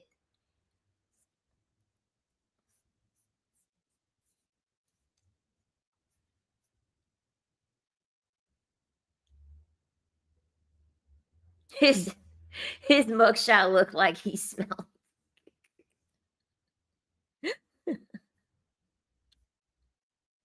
Remember we were talking about Nicki Minaj last night? Nicki Minaj and Mr. Petty, and what my analysis was on their relationship. I was thinking about that this morning. I'm like, I know what I'm talking about. I know what that relationship looks like.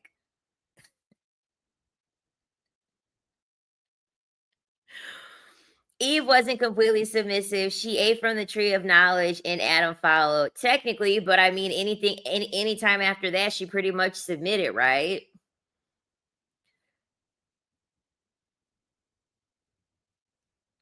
Queen Sovereign, what are your thoughts on the Kabillion? I just started it. I read the Kabillion so long ago. I don't even remember many of the aspects of it.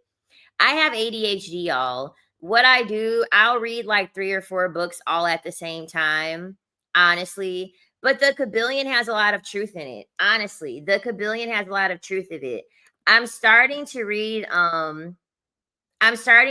the Book of Enoch. It's just I'm listening to it on audiobook. It's just I already don't like the Bible. I already do not like the Bible. So listening to the Book of Enoch is hard.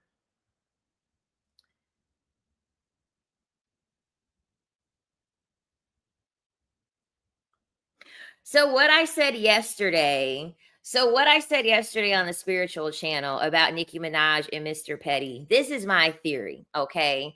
Because I'm a Sagittarius in Vedic astrology, okay? I'm a Sagittarius in Vedic astrology, right? And Sagittarius, that's a fire sign, right? Mentalism, polarization, neutralizing the swing degrees in gender, that's the topic it covers. Damn, she memorized it. That's what's up. I talked about it on the main channel, on the spiritual channel yesterday. Nicki Minaj is smarter than y'all think. She's smarter than y'all think. Does Mr. Petty have a bad past? He has a bad past. But guess what? Look at every picture that Nicki Minaj takes with Mr. Petty. Look at every picture that Nicki Minaj takes with Mr. Petty. She is either in front of him, on top of him, or standing above him. She is in control of that marriage, because what better control can you have over a man who can't even fucking leave the state? Imagine what she can weaponize against him when his ass cannot leave the state. Imagine what she can weaponize. Nigga, I'll call your probation officer. I'll call the police and have your ass locked up. Come on. That's what Nicki is saying in every argument. Nicki is cussing that man out left and right and running the show and reminding that man that whenever he messes up, his ass will be locked up and in bars, behind bars.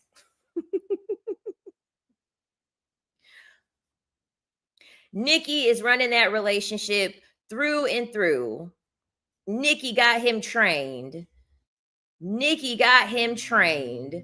why she's married to him. That's why she's with him.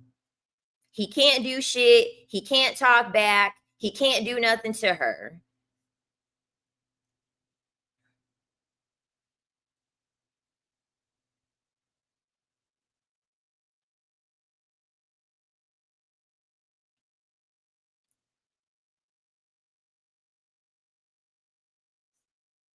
An old purse dog suffering from emotional exhaustion.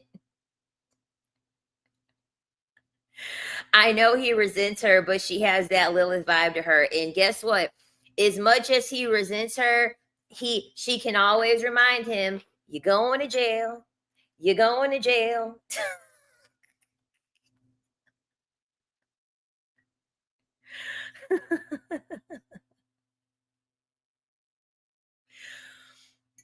So I don't even think Nicki cares. I really don't. I don't think Nicki cares, because she has something very good to weaponize against him, and he can't just do whatever the fuck he wants to do, because he'll always have that looming in the back of his head. Like, if I fuck up, I'm going to jail.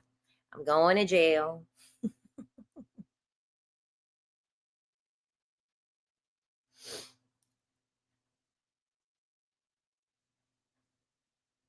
Yep, she will call the wardens for his ass. She definitely doesn't care. Nicki is strategic as fuck. Yeah, that's 100% a strategic marriage.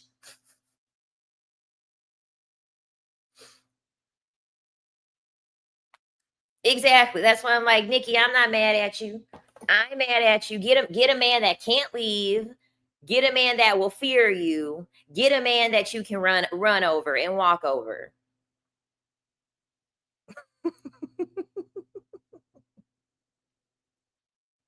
She did it right. She did it right. She learned her lesson from Safari. She learned her lesson from Safari. She was like, "Oh hell no." She was like, "Oh hell no." When you're a woman that has money, you have to, your rules are different than the rules of average women, regular citizens. You're playing by different rules. It's not the same, because you have a lot of things to protect. You have a lot of things to protect. A man that is bound by the law, and that is fearful of the law, he's going to have to always think twice about what he does and about what he says. Nikki is a dom, okay? Nikki gets from him the fact that she has someone to control. She has someone to control. She has someone to dominate over. She has someone that'll worship her. That's why she's always sitting on top of him in their pictures. She's always in front of them in their pictures. She's always standing over him in her pictures. He worships her. He worships her, point blank, period. And that's how it should be. If a man ain't worshiping you, you don't have a man. Because Nikki has money.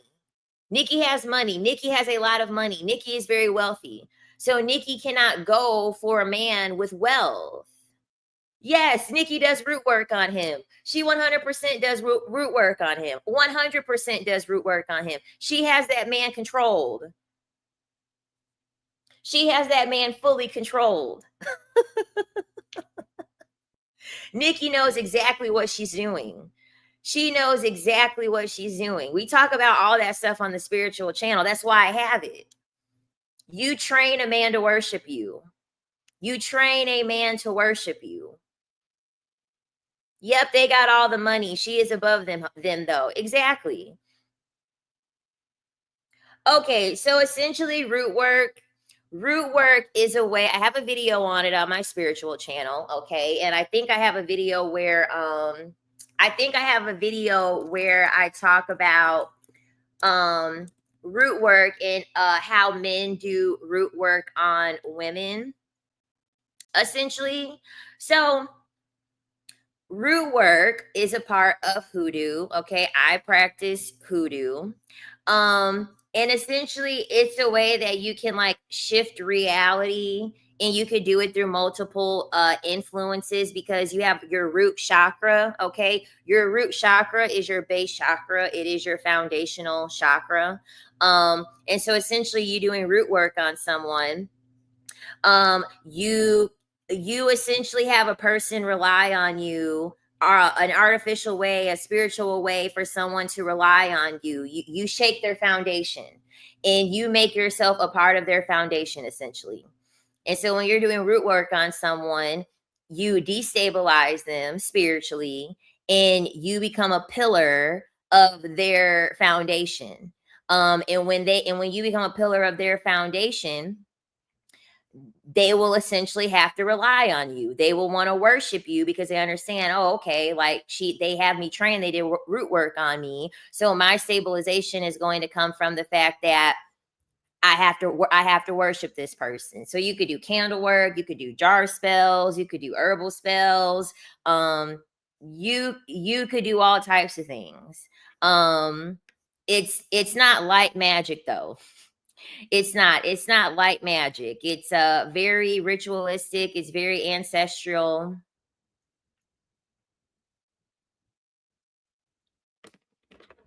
I love root work. I love root work. I love root work so much. It's my favorite thing. So are you doing root work on us? No. I don't use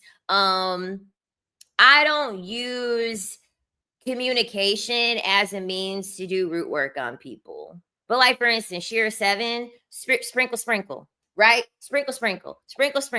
That's root work. That's spell work. Every time Sheer says sprinkle, it's a spell.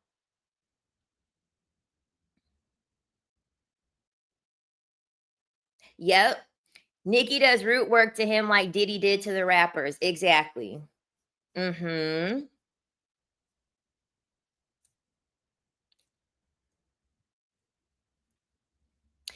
It's so easy to do root work on men because men are already in their lower nature. Men are already in their lower nature. So it's very easy to do root work on men because men are in their lower nature. Men are in survival mode. It's very easy to do root work on men. Very easy. You know how many gifts and money and you know how many things I've had men be able to do for me? I literally lived in a penthouse, got fired from my job, and the man that was renting out to me, he let me live rent free for a month. He let me live rent free for a month.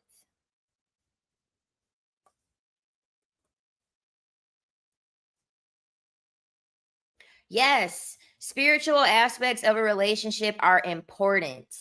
Spiritual aspects of a relationship are important. That's why men want to make sure that they are good in the bedroom. Them hobosexuals are always going to make sure that they're putting it down in the bedroom so they can do root work on you. So y'all be obsessed and be like, oh my God, I'm obsessed with him. I can't stop thinking him. Yeah, girl, he did root work on you. He did root work on you in the bedroom. Do we have to give offerings or sacrifices doing that? Nah, girl. You just have root work. All you have to do is just step into your power. Step into your power. That's it. Step into your power. Everywhere you go, someone's doing root work on you. Companies are doing root work on you. Everywhere you go, someone is manipulating you, doing root work on you, spell casting on you. Everywhere you go, you can't avoid it. You cannot avoid it. Spell work is everywhere.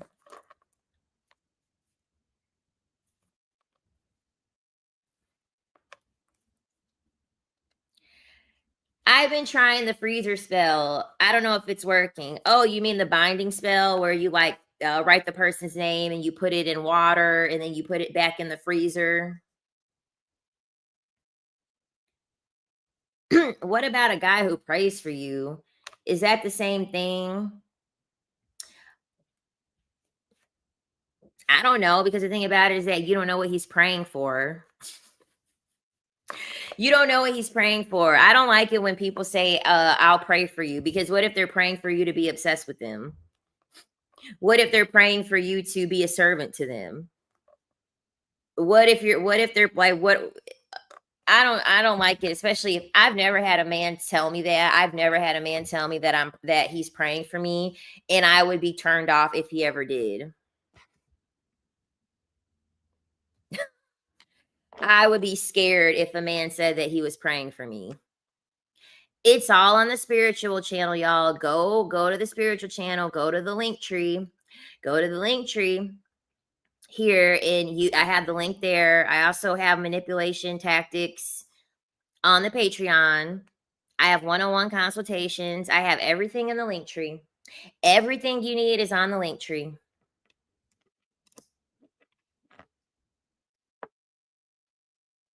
Yeah, I don't do a spell for a man or a spell to for men to become obsessed or anything like that.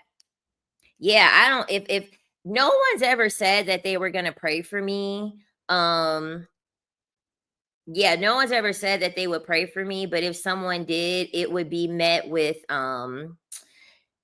it wouldn't be met positively. It would just be met with a lot of indifference, because I don't know what the fuck you're praying for.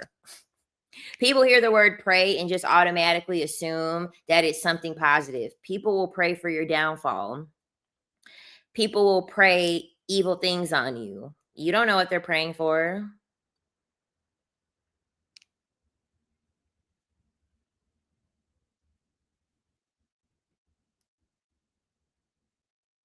Damn, I made a sour jar for a guy who hid a family from me. The following week, the transmission in both his cars went out. Then he lost his job. Damn.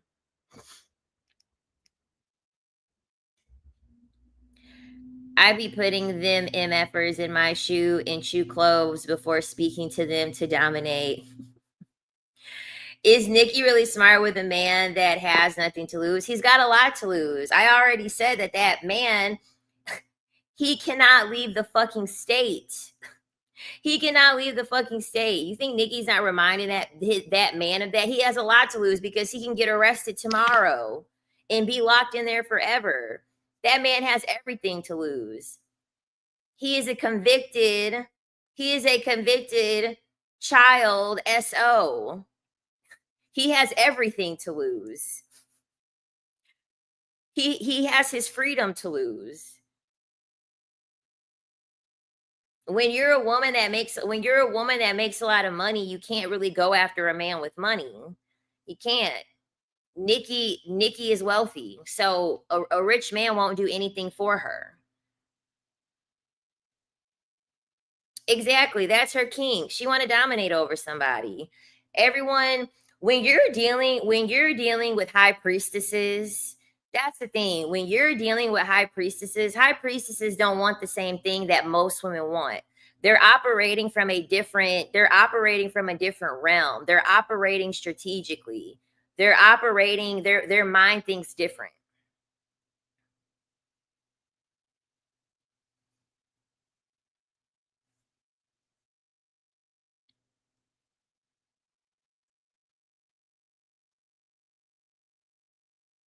Exactly. That's why she be putting him in all her pictures. That's why she be putting him in all her pictures, because she's like, look, nigga,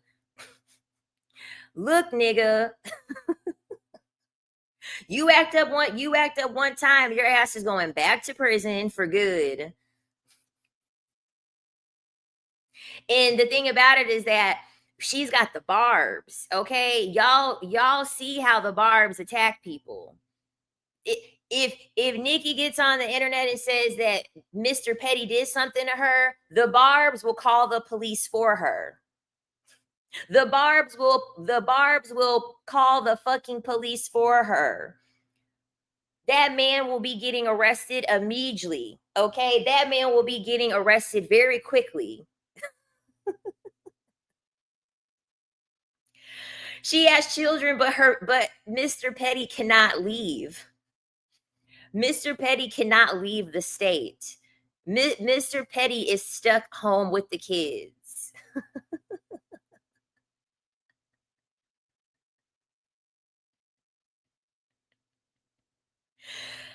For Nikki, it's not dumb. It's not. It's dumb to you because you wouldn't do it, but you're not Nikki.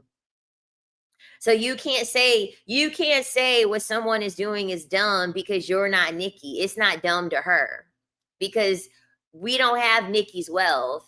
We don't have Nikki's life. So we can't say what she's doing is dumb because you can't call someone dumb and you don't have the same life as them. They're operating from a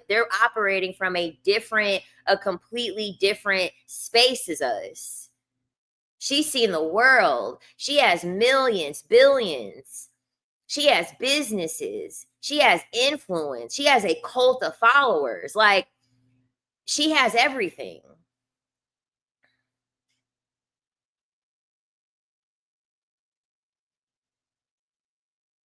Exactly.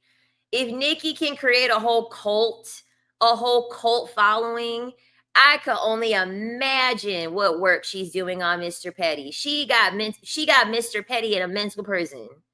She got him in a mental prison and she's fucking loving it. She's fucking loving it. And I love that for her because that's what I want. That's what I want. People be talking about goals. That's goals for me. I need a man that fears me. I want a man that fears me. I want a man that I'll be able to dominate. I want a man that I'll be able to tell what to do. I want a man that's scared of me, honey, and worshiping me. She got Mr. Petty doing everything.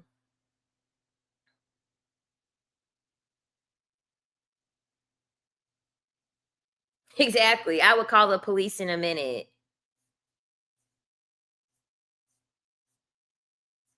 Exactly. She not exactly. It works for her. So let people do it. Let people do what they do. Let people do what they do.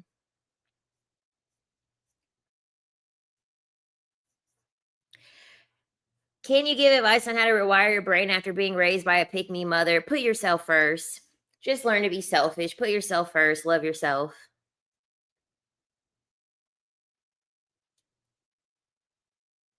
Men just be calling me crazy, shaking my head, but still around. I don't get it. That's what I always remind them. I'm like, if I'm crazy and you're still talking to me and you're still entertaining me, what does that make you? Yep. That's it. Women like Nikki aren't afraid of bad men. They use spell work to control these men. Downside is karmic relationships can end in death. Gotta be careful. Yup. Y'all, it's thundering again, so the power may go out. Thank you. Y'all not high priestesses and need a sub. Exactly. Built different. High priestesses want to run everything because they understand their power and they know how to use their power. Women that want to be submissive have no power, or they do have power and they don't know how to wield it for their benefit. And then also, high priestesses don't care about what the fuck people got to say. High priestesses don't care. High priestesses don't care about what other people got to say. They're like, I'm doing things for me, for self. You do what works for you, but I'm doing what works for me. Kudos to what you got going on, but I'm going to do me.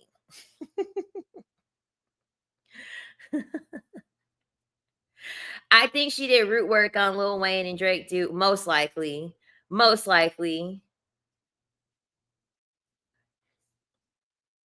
Yeah, as long as you have a good target, to do root work on, you're golden. You're golden.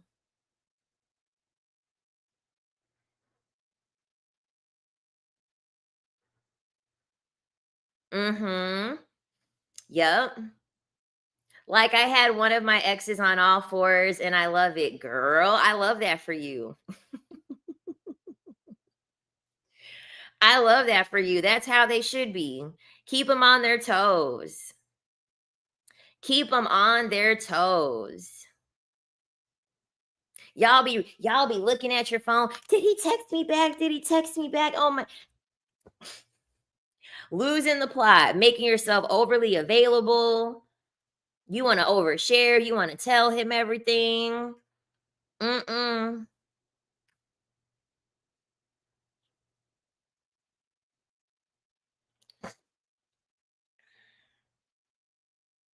Yep, Erica Badu.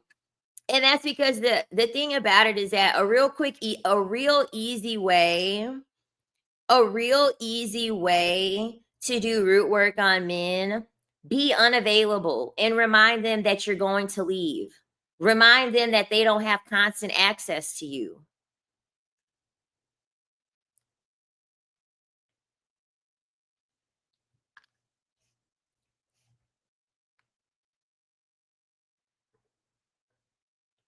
Your content needs to reach India. Unfortunately, us Indian women are conditioned to be doormats. And child, those Indian men are so misogynistic. Like, those Indian men are misogynistic as hell.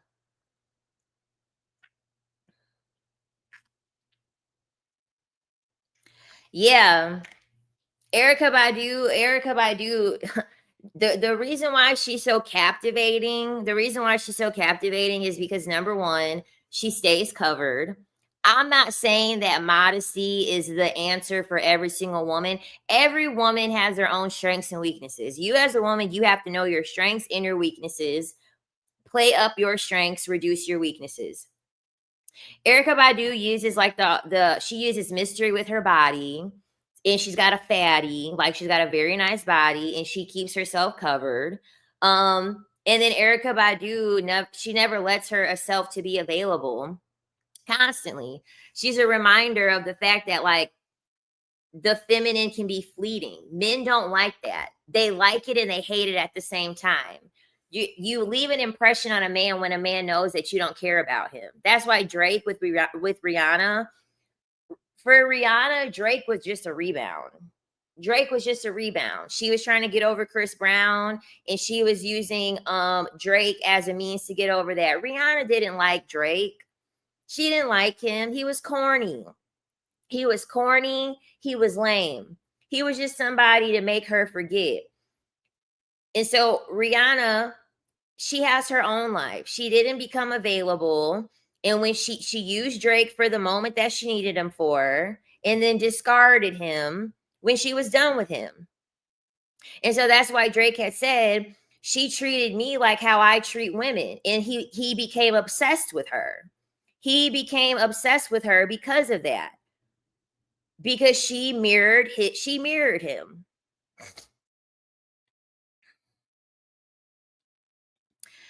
Thank you with my bangs.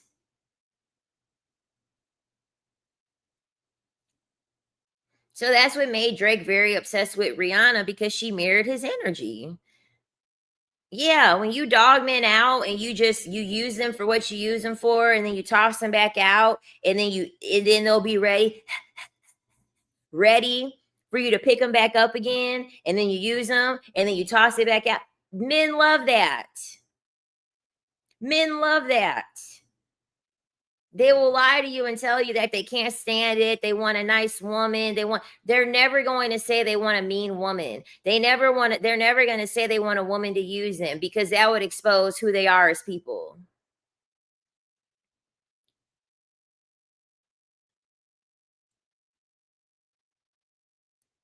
Yep, the men with money but have dark attachments is prime targets. Notice women marry them knowing their sexual deviance or lack self-control. She's using that to exploit him, to gain resources. Fearless. Exactly. Women are too afraid to exploit. Women don't understand how to be strategic and manipulative. That's what the Patreon is for. That's what I have on my Patreon. That's all of the information that I talk about there. Manipulation, dark femininity.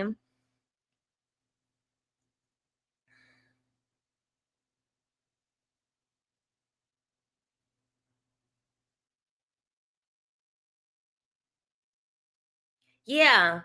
Being a mirror to a man and reminding him of his ways and his tendencies on how he's treated other women.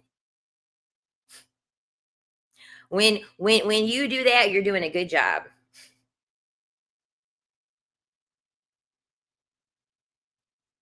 Drake literally saying nice for what, but I think we missed the memo, I fear. Exactly.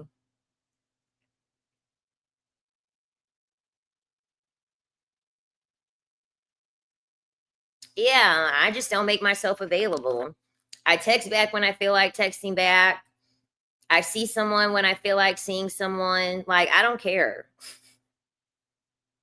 I don't care.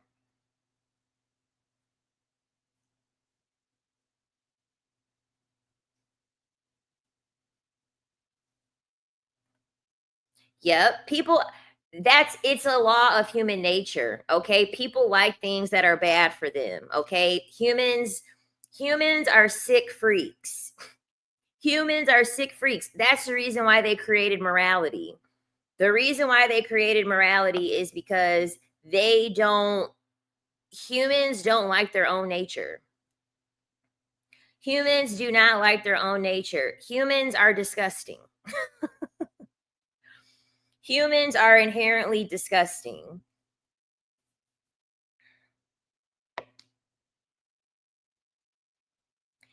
How long to go without schmecks with them? I don't know. I'm not going to sit here and say 2 months, 3 months, 6 months, because I mean, the different time span will also be predicated on the fact of like how much time you're spending with the person, within that time. I think you should sleep with them, preferably getting something from them first. Preferably getting something tangible first before you sleep with them. So however long it takes for you to get something from them, hopefully you get something from them within the first month that you want.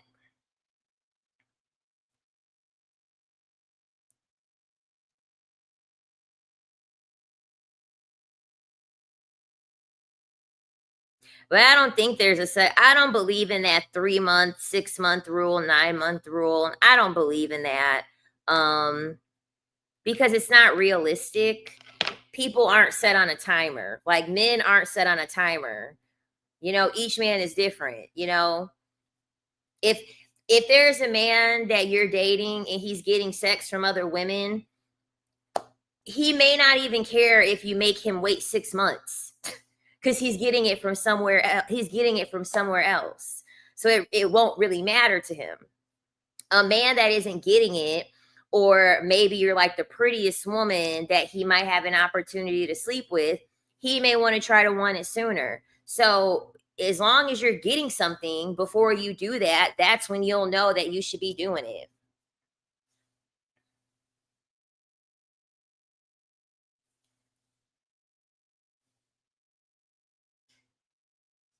Yep, that's the point of crushing root chakras like pedo to satisfy depravity, spell work, and control its dark magic. Yup.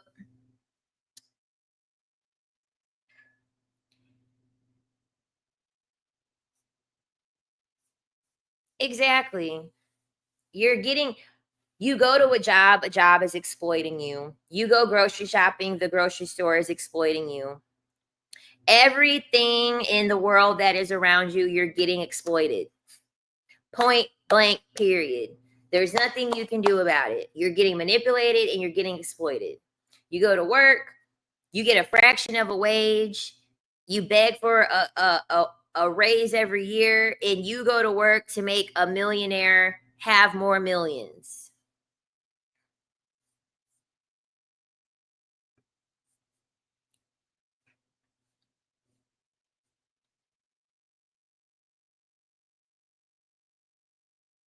Yeah, just, you know, make a little suggestion.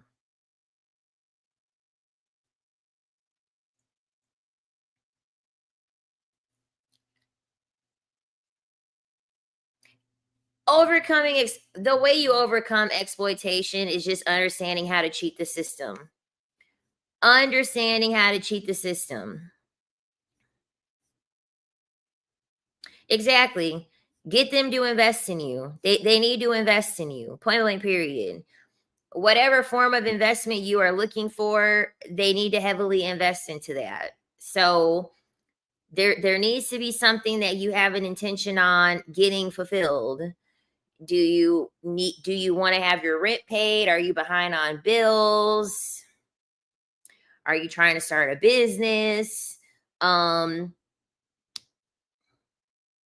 And then guess what? If they don't want to give it to you, you're no longer available.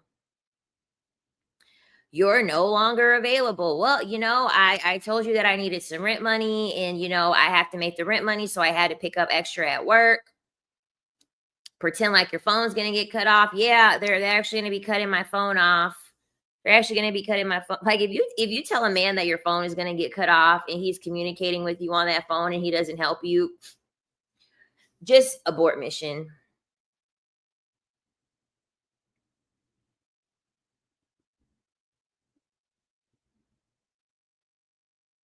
Exactly. Yeah, pick your price. I mean, honestly, pick your price. Point blank, period. Pick your price.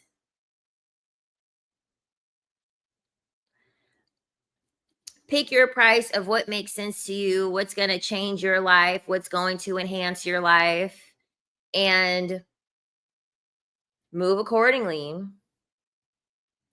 But y'all, I rambled a long time. I rambled like for a whole additional like hour and a half during this live stream, and it's already 12 o'clock.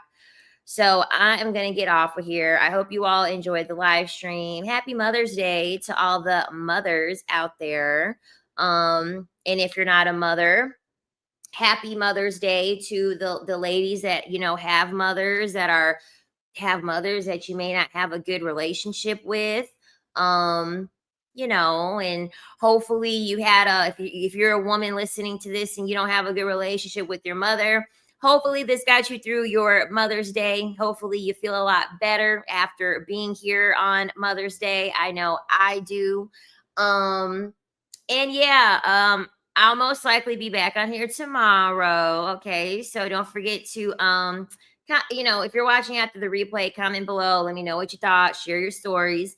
And I will see you ladies next time. Bye.